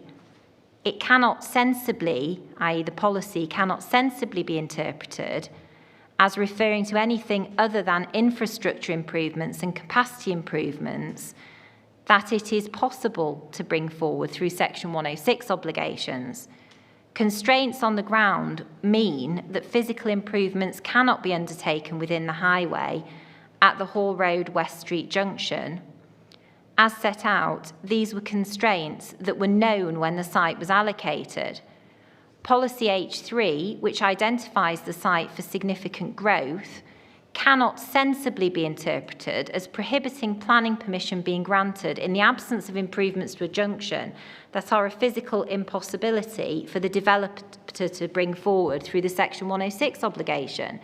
That would introduce an irreconcilable conflict into the development plan and is inconsistent with a plain reading of the provisions of the development plan as a whole, as Councillor Shaw accepted. It follows that the proposal is in accordance with Policy T1 of the core strategy and Policy DM31 of the development management plan. In accordance with the overarching strategy of the plan, Policy T1 requires development to be located and designed in such a way as to reduce reliance on the private car. It is a matter of agreement between the witnesses for the LPA and the appellant that there is compliance with that part of the policy, given the site's location in a Tier 1 settlement, within an allocation, and in a location that is agreed to be highly sustainable and accessible in principle. Policies T1 and DM31 then look to ensure that appropriate improvements are carried out, as agreed by Mr Pycroft and Councillor Shaw, in the context of an allocated site that is plainly a reference to the requirements of the allocation policy itself, and compliance with that policy means that, understood in their proper context, that is in the context of the plan as a whole, there is also compliance with policies T1 and DM31. Further, Policy T1 expressly envisages that bringing forward necessary development will mean that some impact on the highway network will be inevitable. Councillor Shaw fairly and rightly conceded that even if the councillor's case was right as to the impact at the Hall Road West Street junction, which is disputed, this does not bring the proposal into conflict with the policies of the development plan because, on the council's case, those impacts cannot be mitigated by developer contributions through Section 106 obligations.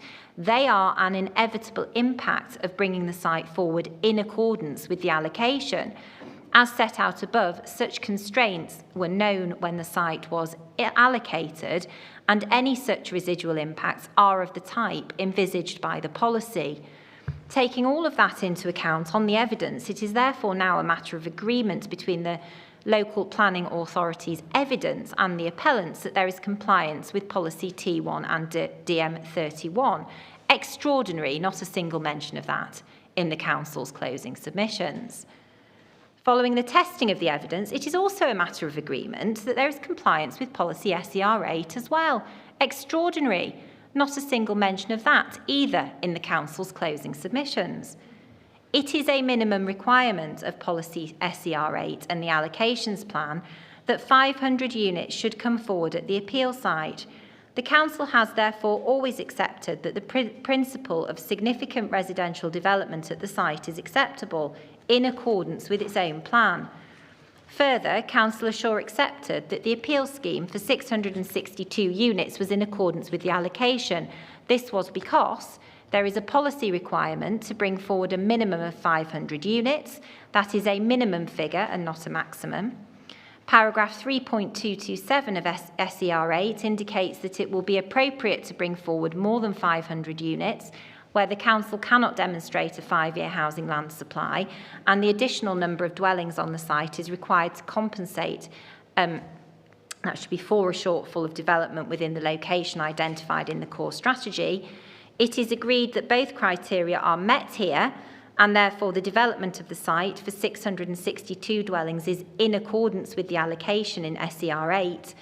And it is also agreed that the policy does not impose a constraint on the number of units that can come forward based on highway capacity. Further, Councillor Shaw has also agreed that the proposal complies with all of the requirements of SER 8 relating to the provision of infrastructure, including those relating to highways and air quality matters. In particular, access and egress is provided to Ashington Road and the Council is satisfied there is no material conflict with Para 3.243. Whilst residents have expressed concerns in respect of the access to Percy Cottage Road, that access has been provided in accordance with Para 3.244 of Policy SER 8. In particular, as Mr Blair explained, the arrangement of roads on the appeal site are such that it will not encourage through routing between Ashington Road and the Drive Percy Cottage Road. In any event, the proposed access has been subject to an independent road safety audit and it has been demonstrated to be acceptable. The Highway Authority confirmed that the access to Percy Cottage Road is safe and suitable, and Councillor Shaw confirmed that the LPA did not allege the contrary. This is therefore a secondary access that comes forward in accordance with the policy requirement, as Councillor Shaw agreed. Public transport infrastructure improvements and service enhancements are provided through the Section 106 obligation. The potential for the bus to be diverted onto the site is not considered to be necessary or appropriate by the LPA or Highways Authority, and it's therefore accepted there is compliance with 3.245. Pedestrian and cycle routes are provided through the site and off-site improvements and links are secured in accordance with 3.246 and 7. And it is further of note that these paragraphs also underscore that a modal shift to reduce the use of private vehicles and encourage walking and cycling is, and I emphasise, particularly important in this location. Mr Blair's evidence, to which I'll return later, is wholly in accordance with the adopted development plan in this respect. Air quality has also been appropriately assessed to the satisfaction of the Environmental Health Officer and the Local Planning Authority. As explained by Mr Grubb, the scope and methodology of the air quality assessment undertaken through the AQA and addendum were agreed with the Environmental Health Officer as robust and fit for purpose. The AQA addendum explains that the estimated background air pollution data for nitrogen dioxide PM10 and PM2.5 was taken from the DEFRA website, and that background pollutant concentration levels are then modelled based on source parameters, meteorological parameters and topographical factors to 2019 and 29. Measured levels at the Amber Lynn, Sutton Road and South Street location sites are used to validate the model. The AQA addendum records, and the planning statement of common ground agrees, that vehicle emissions that would result from the proposed development would be negligible at all relevant receptors, including the schools and the nursery, and that air quality pollutant concentrations would remain well below air quality objectives in relation to all of those metrics. As Mr Grubb explained, there can be a high degree of confidence that the assessments, which have been carried out in accordance with accepted guidance produced by DEFRA and agreed with the Council's own professional environmental health officer, are robust. It is therefore agreed by Councillor Shaw that the LPA accepts that there is compliance with SER 3.248 insofar as it relates to air quality and does not consider that planning permission should be refused on that basis. There is also compliance, it is agreed, with 3.248 and 3.244 of Policy SER 8. Together, these set out that development must provide appropriate highway improvements and infrastructure to appropriately mitigate the impacts of development. The list of requirements in the policy mirrors that in Policy H3, and Councillor Shaw therefore accepted that there is compliance with these paragraphs too for the same reasons. Councillor Shaw therefore accepted that the proposal will be brought forward wholly in accordance with policy SCR 8 of the development plan and, taking all of the above into account, expressly accepted that it follows that the proposal is wholly in accordance with the development plan. Extraordinary that a closing submission offered on behalf of the local planning authority does not recognise that its own evidence accepts that the proposal is wholly in accordance with the statutory development plan. In short, this is a scheme that is genuinely plan-led, that will deliver growth in accordance with the Council's own strategy in a settlement right at the top of the settlement hierarchy and on a site allocated for development by this Council, and will deliver the mitigations and improvements envisaged by the policies of the Council's own development plan. Councillor Shaw's evidence was that full weight should be accorded to the policies of the Council's plan, and very significant weight should be attributed to the fact that the appeal site complies with it. The appellant wholeheartedly agrees. Main issue 2, housing land supply. Not only is the proposal in accordance with the adopted plan, but it is also a matter of agreement between the local planning authority and the appellant that it is critical that the site comes forward in accordance with the plan to meet the housing needs of the district. Meeting the general and affordable housing needs of the district is a key priority of both the development plan and national policy. However, the Council's housing needs are agreed to be acute, and the Council is failing to deliver the homes that its residents desperately need in accordance with the stated priorities of its own development plan and national policy. It has never been more important that sites identified and allocated by the Council in its own development plan as appropriate for growth in principle are allowed to come forward to meet those critical housing needs.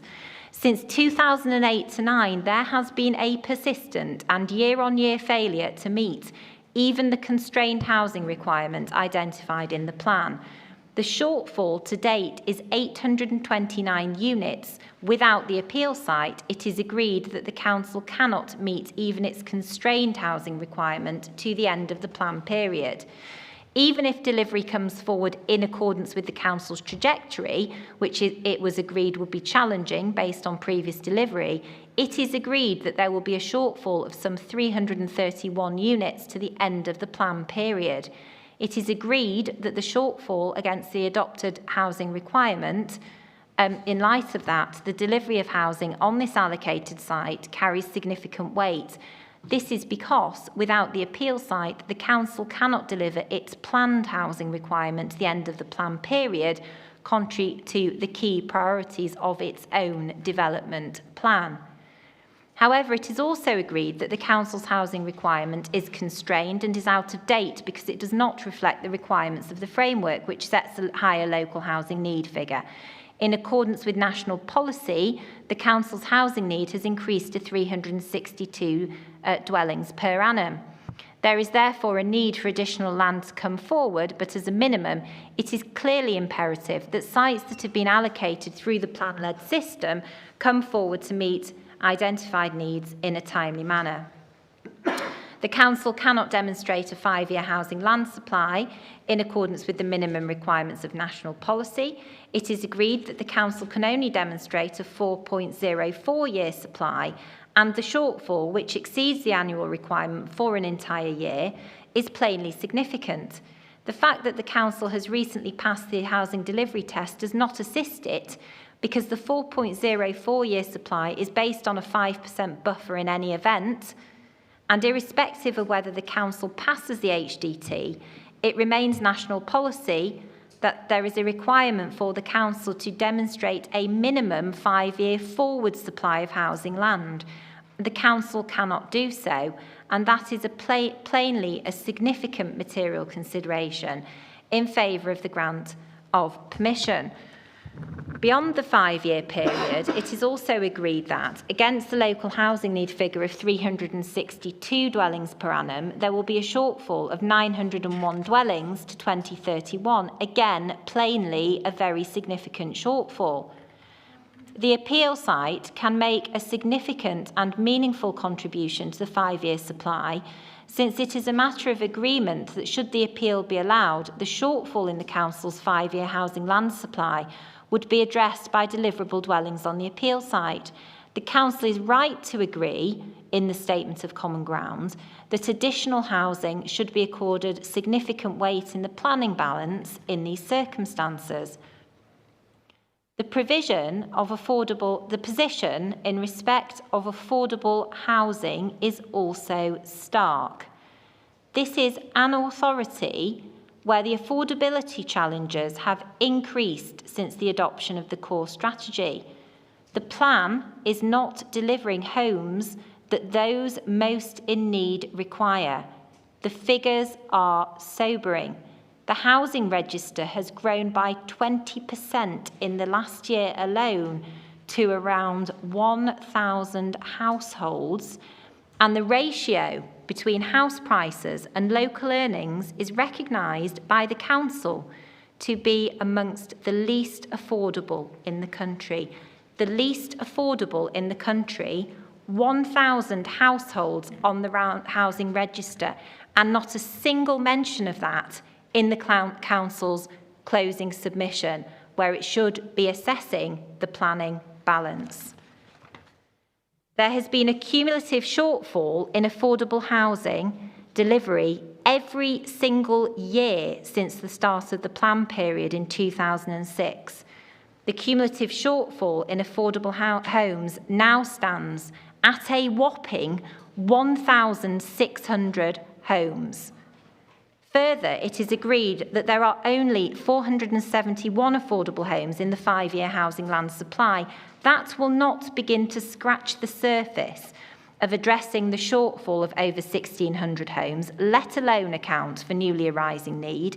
Indeed, by the end of the plan period, the shortfall in affordable housing need is expected to increase to some 2,325 dwellings.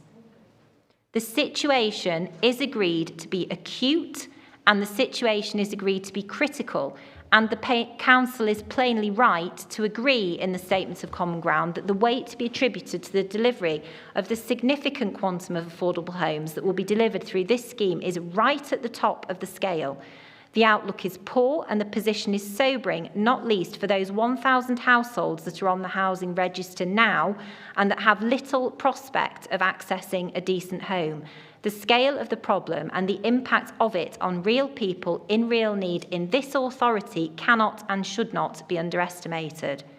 It has never been so important that sites that have been allocated through the Council's plan, are allowed to come forward in accordance with it. This scheme will deliver 232 dwellings, which is nearly 50% in one fell swoop of the Council's existing supply of affordable homes. It will address the needs of real people in real needs on a site that the Council has identified as appropriate to develop in its own development plan. The prospect of housing needs being met otherwise are bleak, as Mr Pycroft memorably noted. It was agreed that, 1, there is insufficient capacity within the allocations in the existing plan to begin to address the Council's critical housing and affordable housing needs. 2, as a result of Greenbelt and other constraints, it is unlikely that unplanned windfall developments will begin to address those needs either. 3, there is no prospect of a new plan coming to the rescue to address the Council's housing needs anytime soon. The emerging plan is only at Regulation 18 stage. In any event, Councillor Shaw agreed that whatever option is pursued through the emerging plan, the Council accepts that the appeal site will need to come forward to meet the Council's housing needs going forward. This is because, as the Council's own strategic options document, which has been approved by the Council's Policy Committee and full Council, accepts, the Council will need to make best use of its existing plan developments in every single one of the potential options that might be progressed through the plan, in accordance with the minimum requirement of national policy to meet its housing need assessed through the standard methodology. Councillor Shaw accepted that this expressly includes maximising the development potential of existing allocations, including the appeal site. That position has been reached in full knowledge of the traffic constraints that the council says exist across the district and which are also taken into account in the document and which the council would have been aware of before voting to approve it. Councillor Shaw therefore correctly accepted that whatever option is pursued through the emerging plan, it is clear that the site will be required to meet the council's housing needs going forward.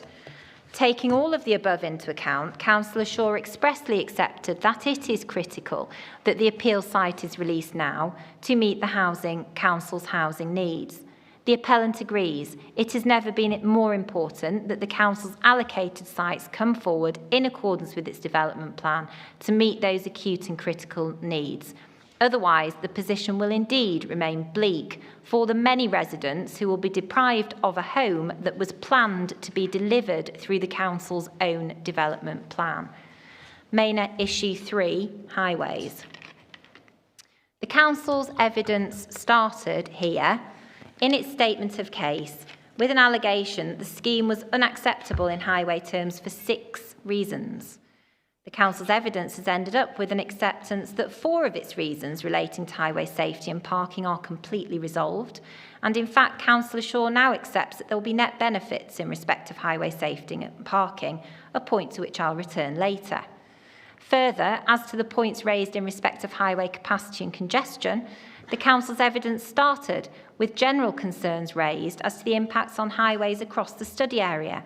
The council's evidence has ended up with being confined to an impact on a single arm of a single junction during part of the AM peak, in circumstances where the expert appointed to defend the appeal on behalf of the council agrees that the residual cumulative impacts on the highway network will not be severe. Further, to the extent that this impact will occur, it is accepted to be the inevitable consequence of bringing forward the allocation in accordance with the council's plan, and in circumstances where the constraints that preclude works within the highway at that junction were known when the site was allocated. For the reasons that I'll set out, the council's remaining limited case is overstated, but even taken at its highest, it cannot justify the refusal of permission in these circumstances, as Councillor Shaw expressly accepted. Nevertheless, turning to the highways issues that have been discussed at the inquiry. Highway capacity. The Highway Authority is the statutory consultee.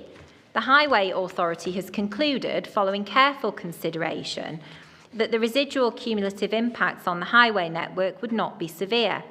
Its position has been confirmed in a highway statement of common ground and in emails to Mr. Blair's evidence.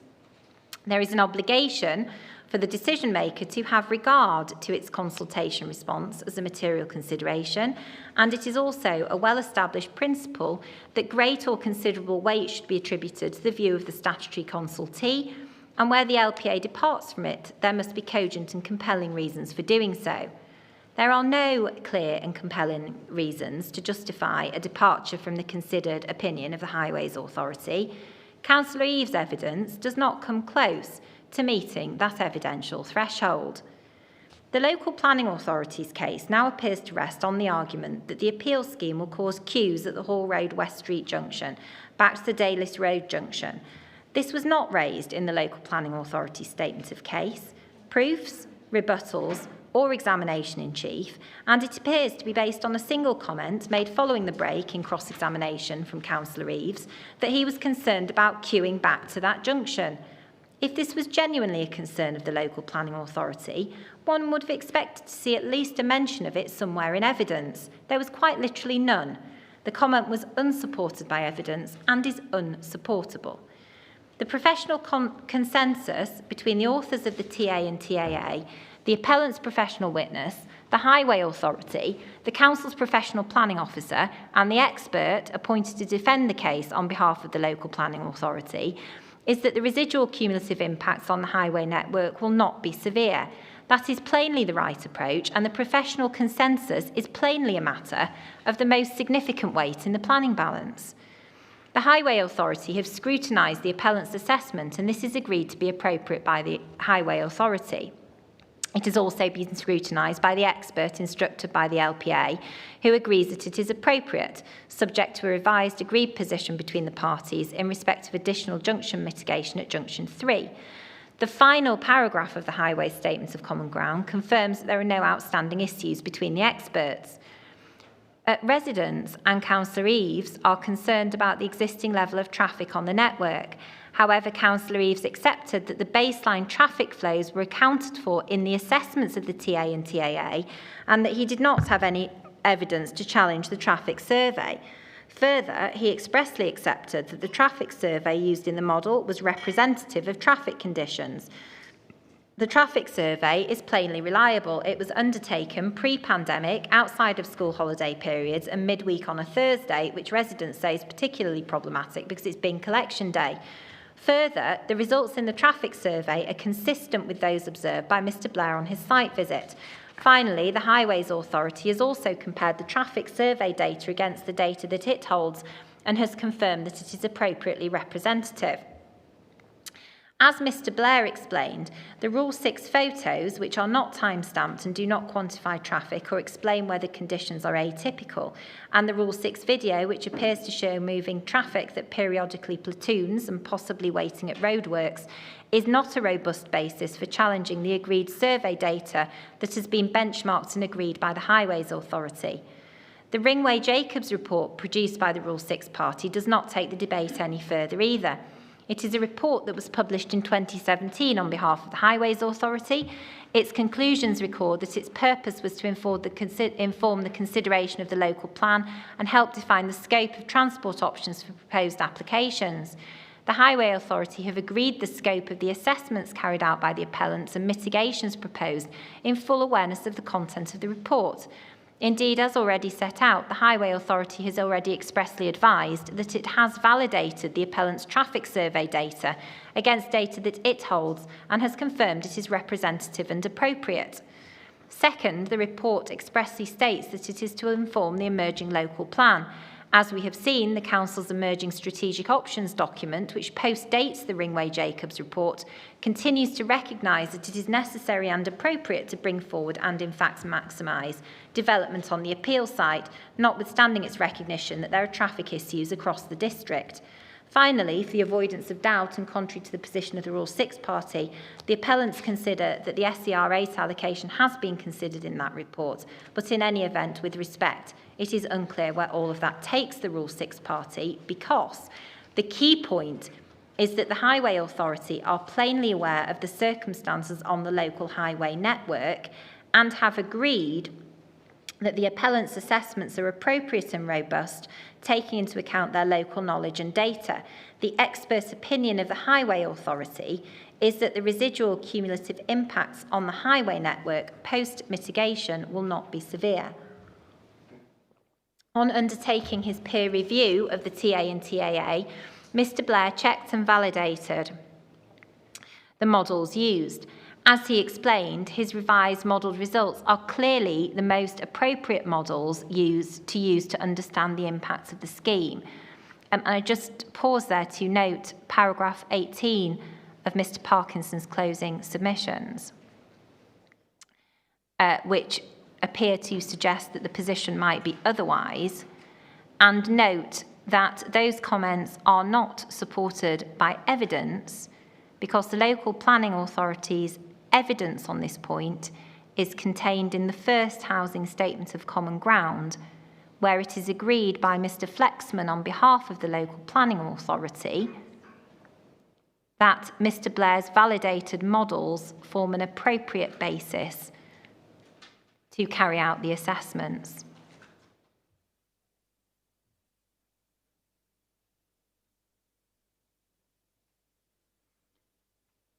And so returning to the text, the reason that these are the most appropriate models to use to understand the impacts of the scheme is because, firstly, the models have been updated to reflect changes to the geometry on the ground, which is plainly appropriate. Secondly, the models have been adjusted to ensure the appeal site is not double counted in the assumed growth. It had previously been included as part of the baseline because tempo growth rates include allocated sites. And thirdly, the trip rates used are more representative and appropriate. For example, Saturdays have now been excluded, selected pre-COVID data and excluded non-representative sites based on the census from the TRIX selection parameters used. Councillor Eaves confirmed that he did not challenge any of the inputs into the model, and the Highways Statement of Common Ground 1 with the Local Planning Authority expressly agrees the updating of trip rates, growth rates and validating of base models set out in Mr Blair's evidence. In response to points raised by the MP as to the number of trips that might be generated by the development, simply multiplying the number of car parking spaces to derive an assumed number of trips for the site is plainly not a robust approach, as Mr Blair explained. Mr Blair's assessment has used tricks to calculate trip rates, which is the industry-recognised national database of surveys and methodology. There has been no challenge to parameters used to select the most appropriate sites. Traffic counts in the TA were undertaken on a 15-minute basis, and trip rates were combined with the 15-minute peak periods to find the worst case, accounting for local peaks. Again, that approach is plainly robust and has been agreed by both the Highways Authority and Mr Flexman and was unchallenged by Councillor Eaves. The Rule 6 party has noted a concern that the combined impact of allocations SER2 and SER8 has not been considered. That is wrong because SER2 was accounted for in the tempo growth rates applied in the model. It's an allocated site. And SER8 is the appeal site that was the subject of the assessment. Further, the analogy drawn by the Rule 6 party with the Rainham-Kent appeal decision is misconceived because there the local planning authority and appellant disagreed as to which model more accurately reflected traffic conditions on the network. In this appeal, there is only one model before the inquiry, and that is the appellants, and there is no disagreement with either the Highway Authority or the Local Planning Authority that it is appropriate for assessment purposes. And so I just add in that here a couple of additional non-highways points in response to the Rule 6 closing submission. The Rainham-Kent decision can also be distinguished, as Mr Pycroft explained, on the basis, firstly, that that was not an allocated site that was being brought forward in accordance with the development plan, and where traffic constraints were known at the time of allocation. And secondly, that there were additional significant material considerations that weighed against that proposal in the planning balance, not least the significant landscape and BMV issues that are recorded in that decision. So significantly different appeal on all of the facts and not relevant to the determination of this appeal for the reasons set out by Mr Pycroft in his evidence.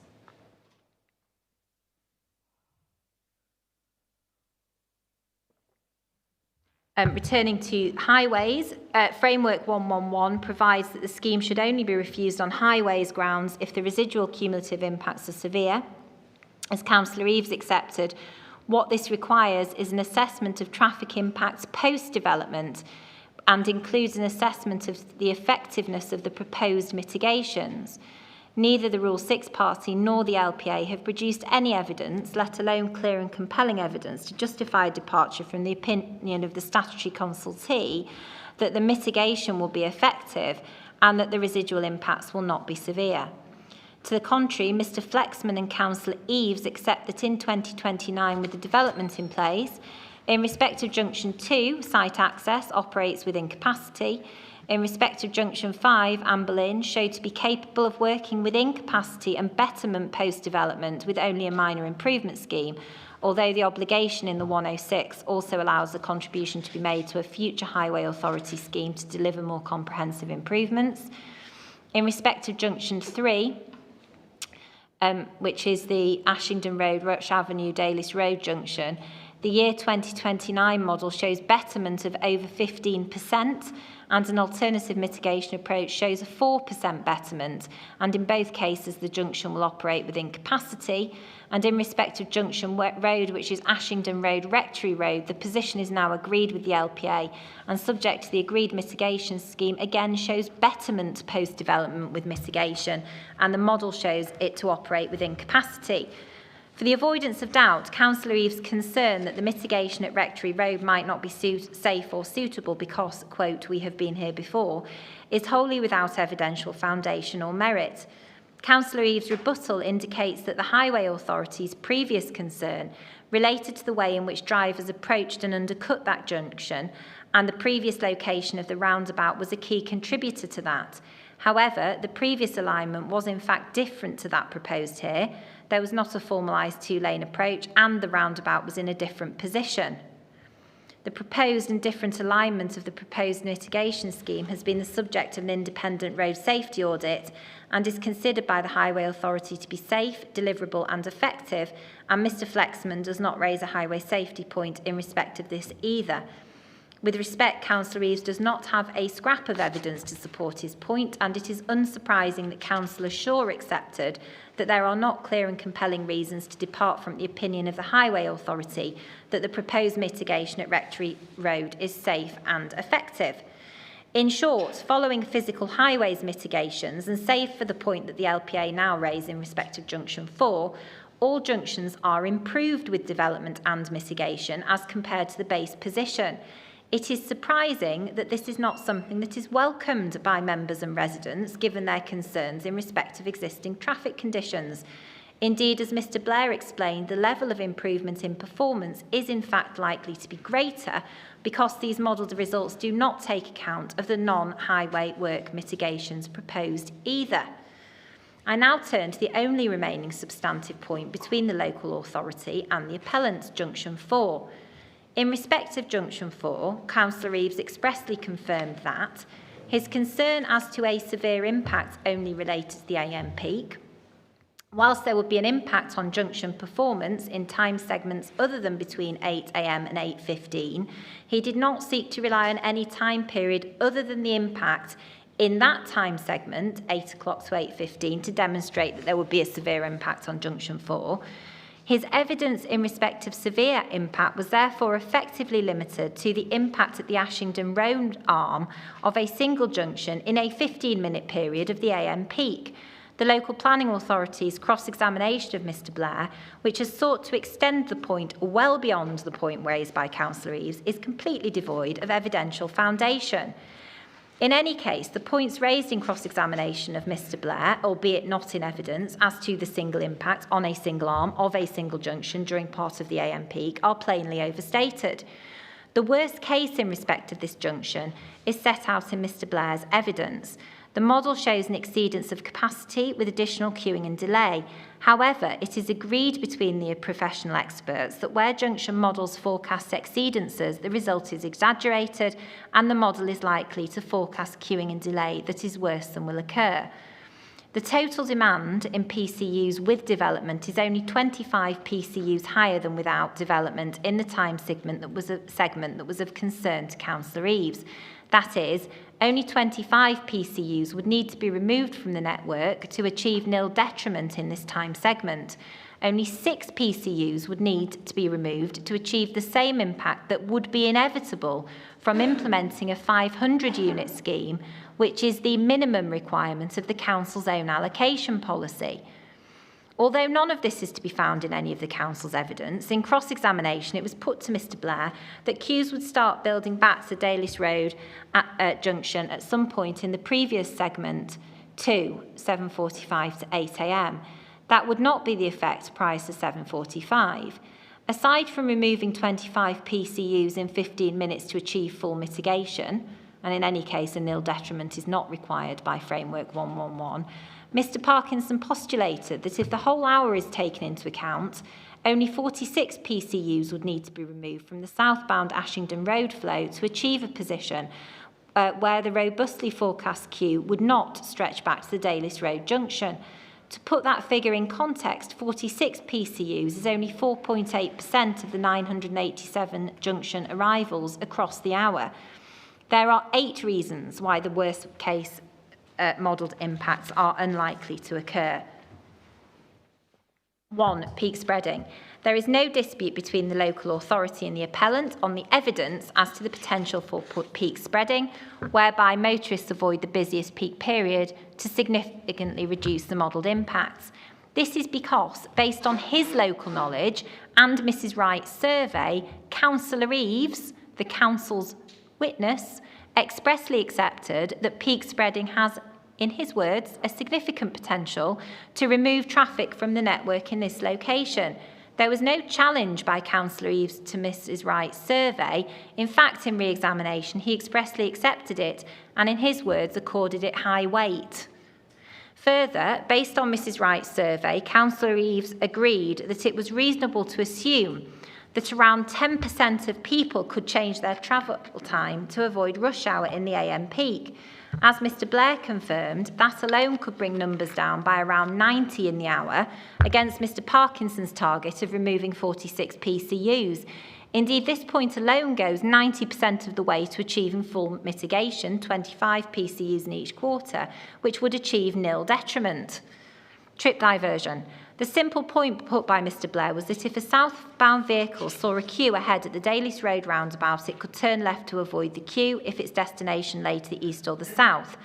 Approximately 2/3 of traffic turns left from Ashington Road at the Hall Road roundabout, so it's likely that 2 out of 3 cars approaching that roundabout could undertake such a diversion. The simple point is that southbound drivers would not slavishly add to the queue where there is a preferable alternative route, and consequently the forecast queue length is an overestimate and will not occur in practice. The study area, as explained by Mr Blair, the model assumes that all trips will travel through the junction in the study area. That means that all trips that have been modelled as impacting on the study area junctions, in reality, that assumption is overly robust, as some trips will have a local destination, e.g. in the town centre, and so will not be present right across the study area.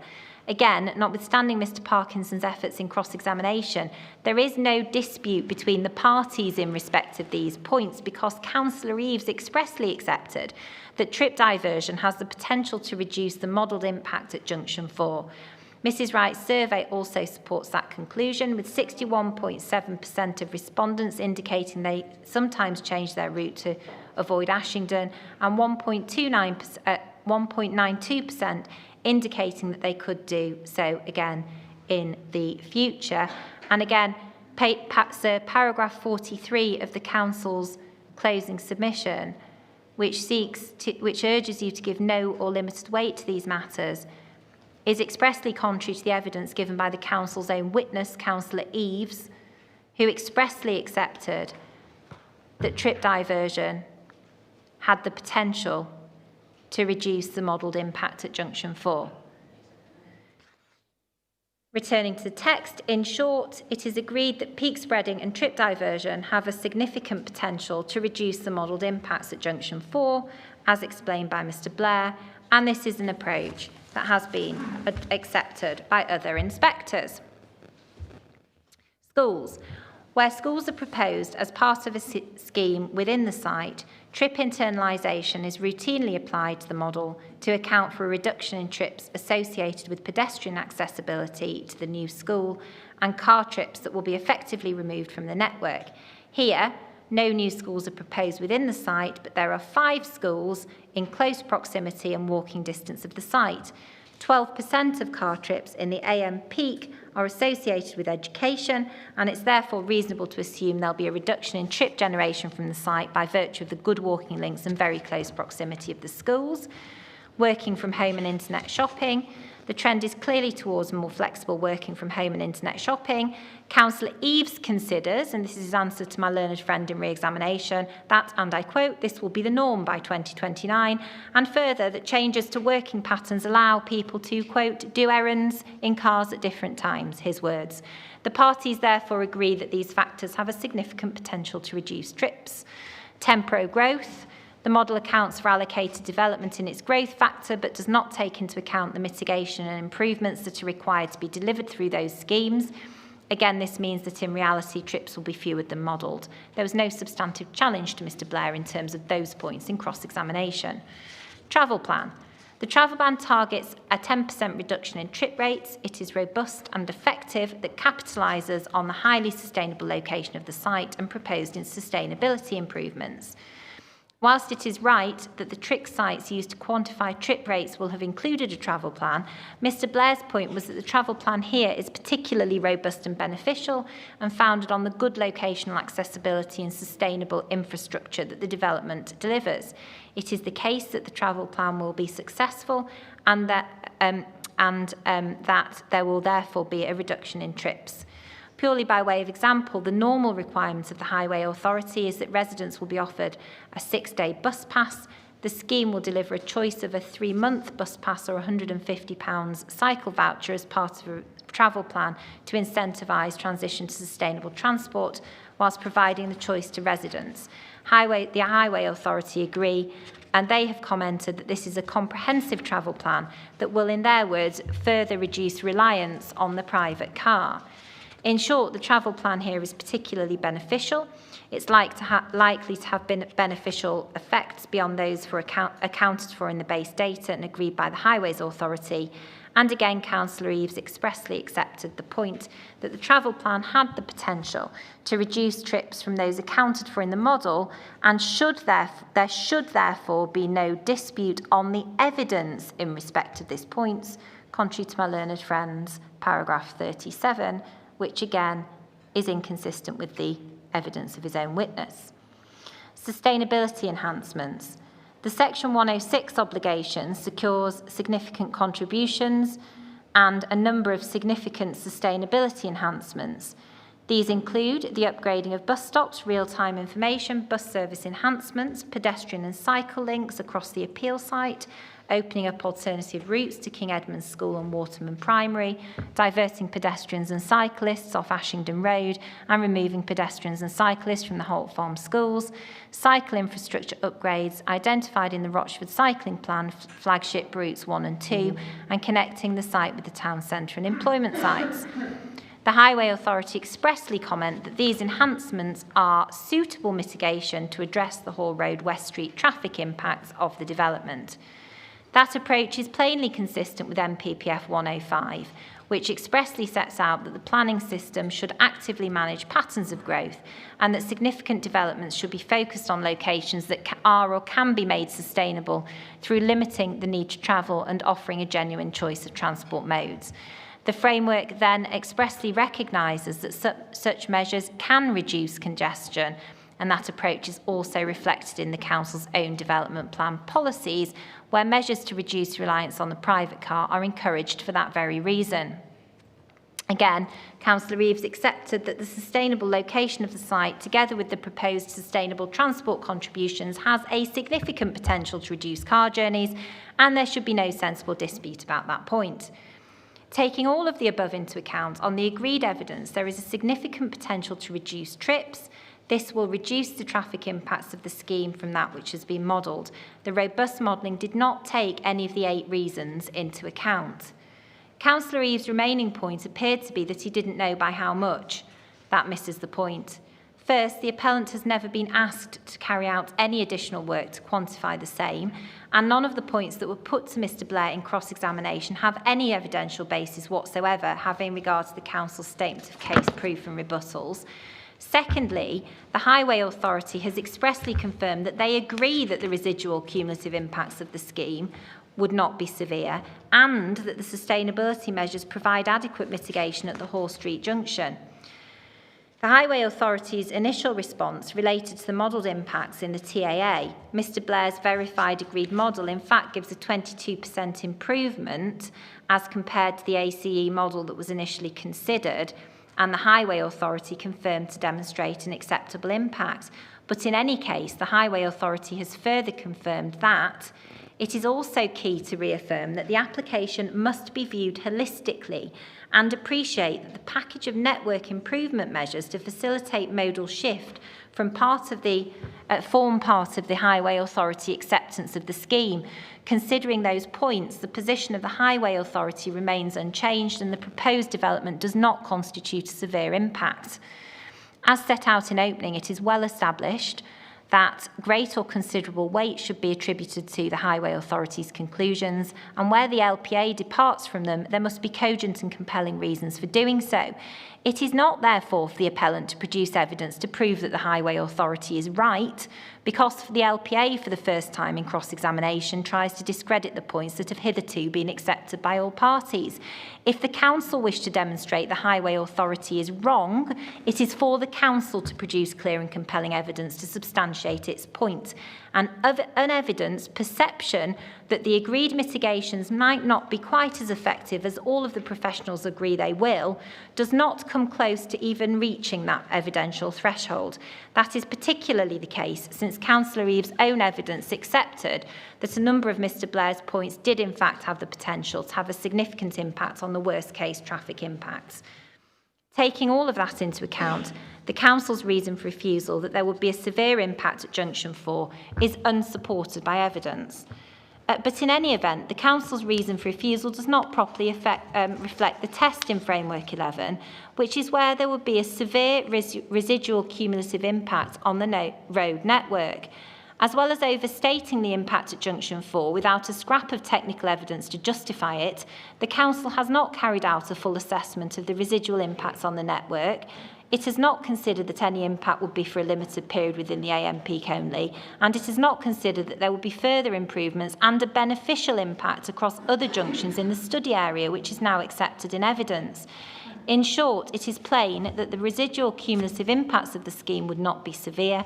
There is professional consensus between the appellants, the Highways Authority, and the local authority's own professional highways consultants as to that point. Highway safety. The proposed highway works, including off-site improvements, new site accesses and road frontage arrangements, have been the subject of an independent RSA and subsequent designer's response. No untypical or unacceptable issues have been raised, and the local authority accepts that the proposal would be acceptable in highway safety terms. As Councillor Shaw confirms, having taken advice from the professional consultant, the local planning authority now accepts that. This is because, whilst the footway and cycleway will be narrowed at 3.25 to 4.51 metres, it will still exceed the Highway Authority's standards and will be wider than the remainder of the pedestrian cycleway route that exists on this part of the route. The width of the shared cycle route is not only in accordance with the Highway Authority standards, but also in accordance with LTN 120, having regard to the fact that through movement is slow. As explained by Mr Blair, pedestrian and cycle surveys, time-lapse videos and photos also demonstrates that there are a limited number of commuter cyclists that use this route, particularly at the peak school times when pedestrian movements are higher. Cyclists need to slow at the Toucan crossing to cross to the other side and will not be travelling at speed. And in any event, the pedestrian and cycle surveys have demonstrated that pedestrian and cyclists can still be accommodated safely within the proposed footway. All accepted now by the local planning authority on the advice of its professional consultant. Further, as accepted by Councillor Shaw, the scheme will in fact deliver net highway safety benefits, including flashing LED school ahead warning signs, upgrades to the visibility of the pedestrian guardrail and 20-metre extension of it, anti-skid surfacing on the road, and a refuge island that will prevent overtaking in the vicinity of the school and contribute to reducing traffic speeds.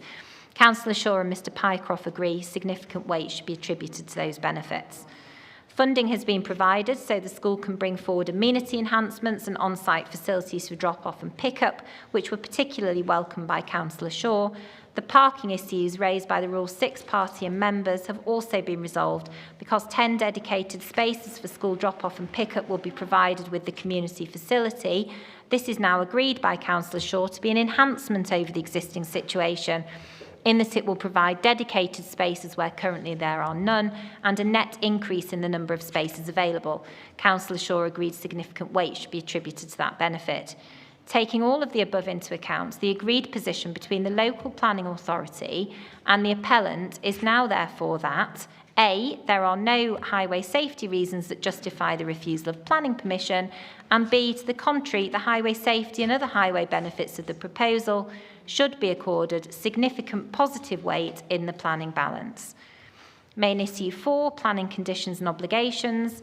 Other concerns of third parties have been considered in the appellant's planning proof, the conclusions of which are not repeated here, but sir, we refer you to the appellant's planning proof for its evidence in respect of those points, and I give you the reference there. It is nevertheless of note that there is no objection from any statutory consultee, and it's agreed by the Council that all of the development impacts can be accommodated in this case, subject to the agreed conditions and Section 106 obligation that have been agreed with the local planning authority and county council as discussed at the inquiry.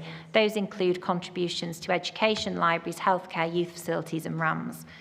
Main issue 5, the planning balance. There is agreement between the parties that the scheme will deliver a package of significant benefits to existing and proposed residents alike, including highway safety benefits, significant package of highway improvements, and a particularly robust and effective travel plan. These benefits have been discussed and it is agreed should be accorded significant positive weight in the planning balance. Community building and land offered first to the NHS for £1 or alternatively to the council through the mechanism in the Section 106 with a further contribution to the NHS.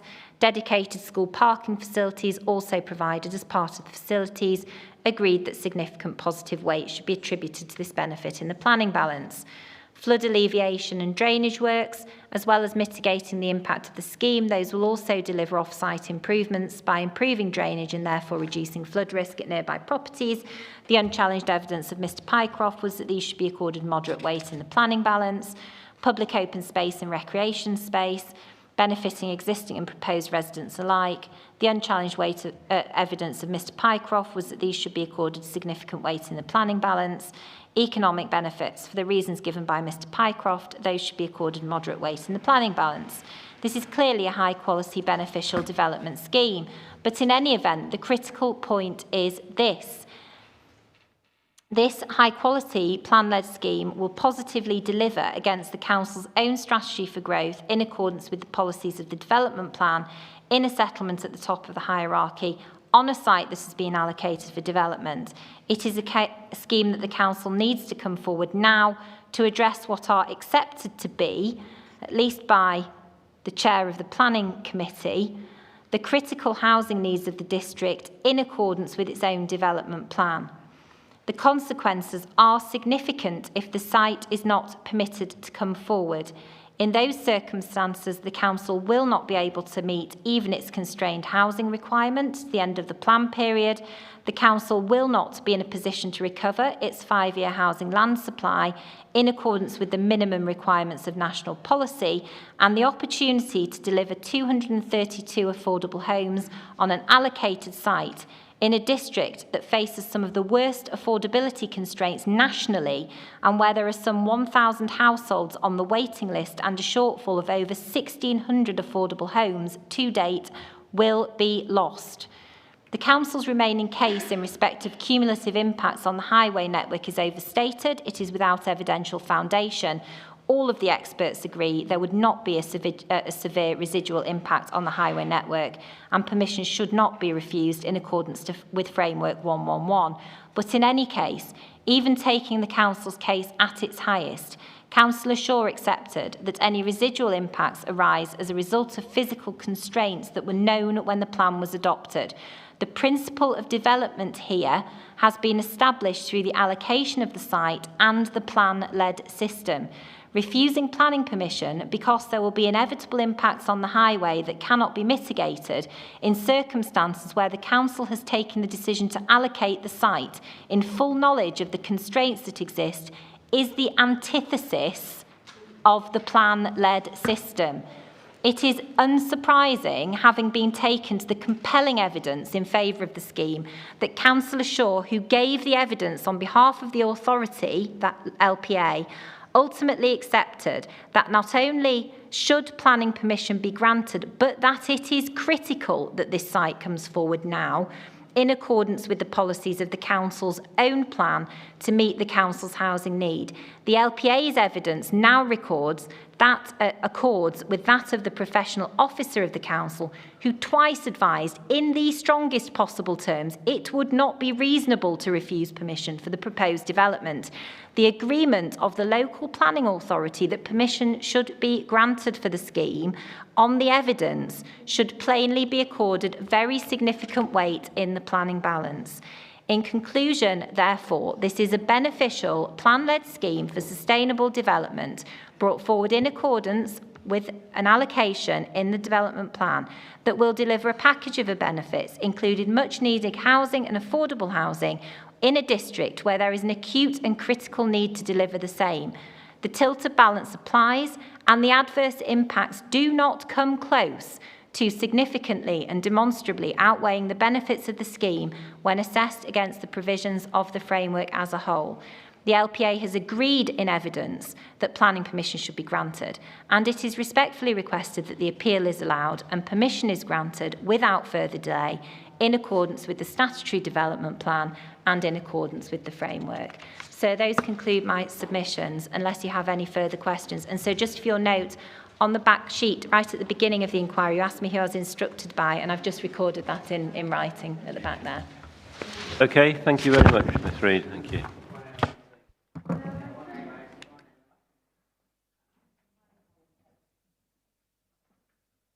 So I have the 106 obligation here when you're ready as well. Yeah, that's the first on my list of last points to go through. Can it be handed up then, please, if you could?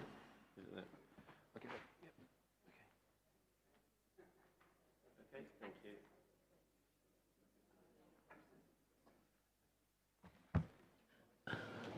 Sir. Sorry, who? Ms Austin.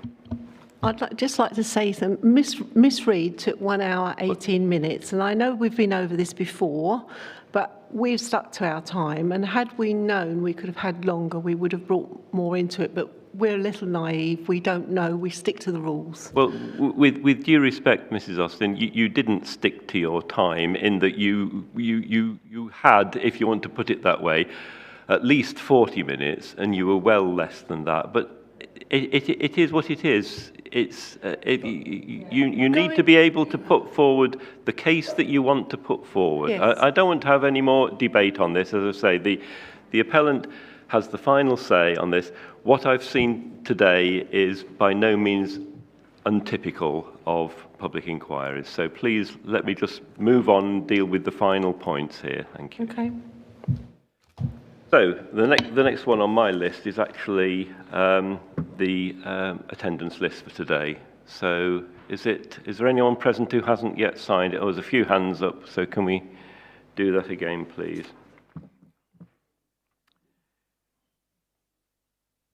And before I move to close the inquiry, can I just check, does anyone have any final application to make? No? Thank you. Well, in that case, then, it does just remain for me to thank all participants for the helpful way that you've conducted yourselves throughout these proceedings, and the inquiry is now closed. Thank you.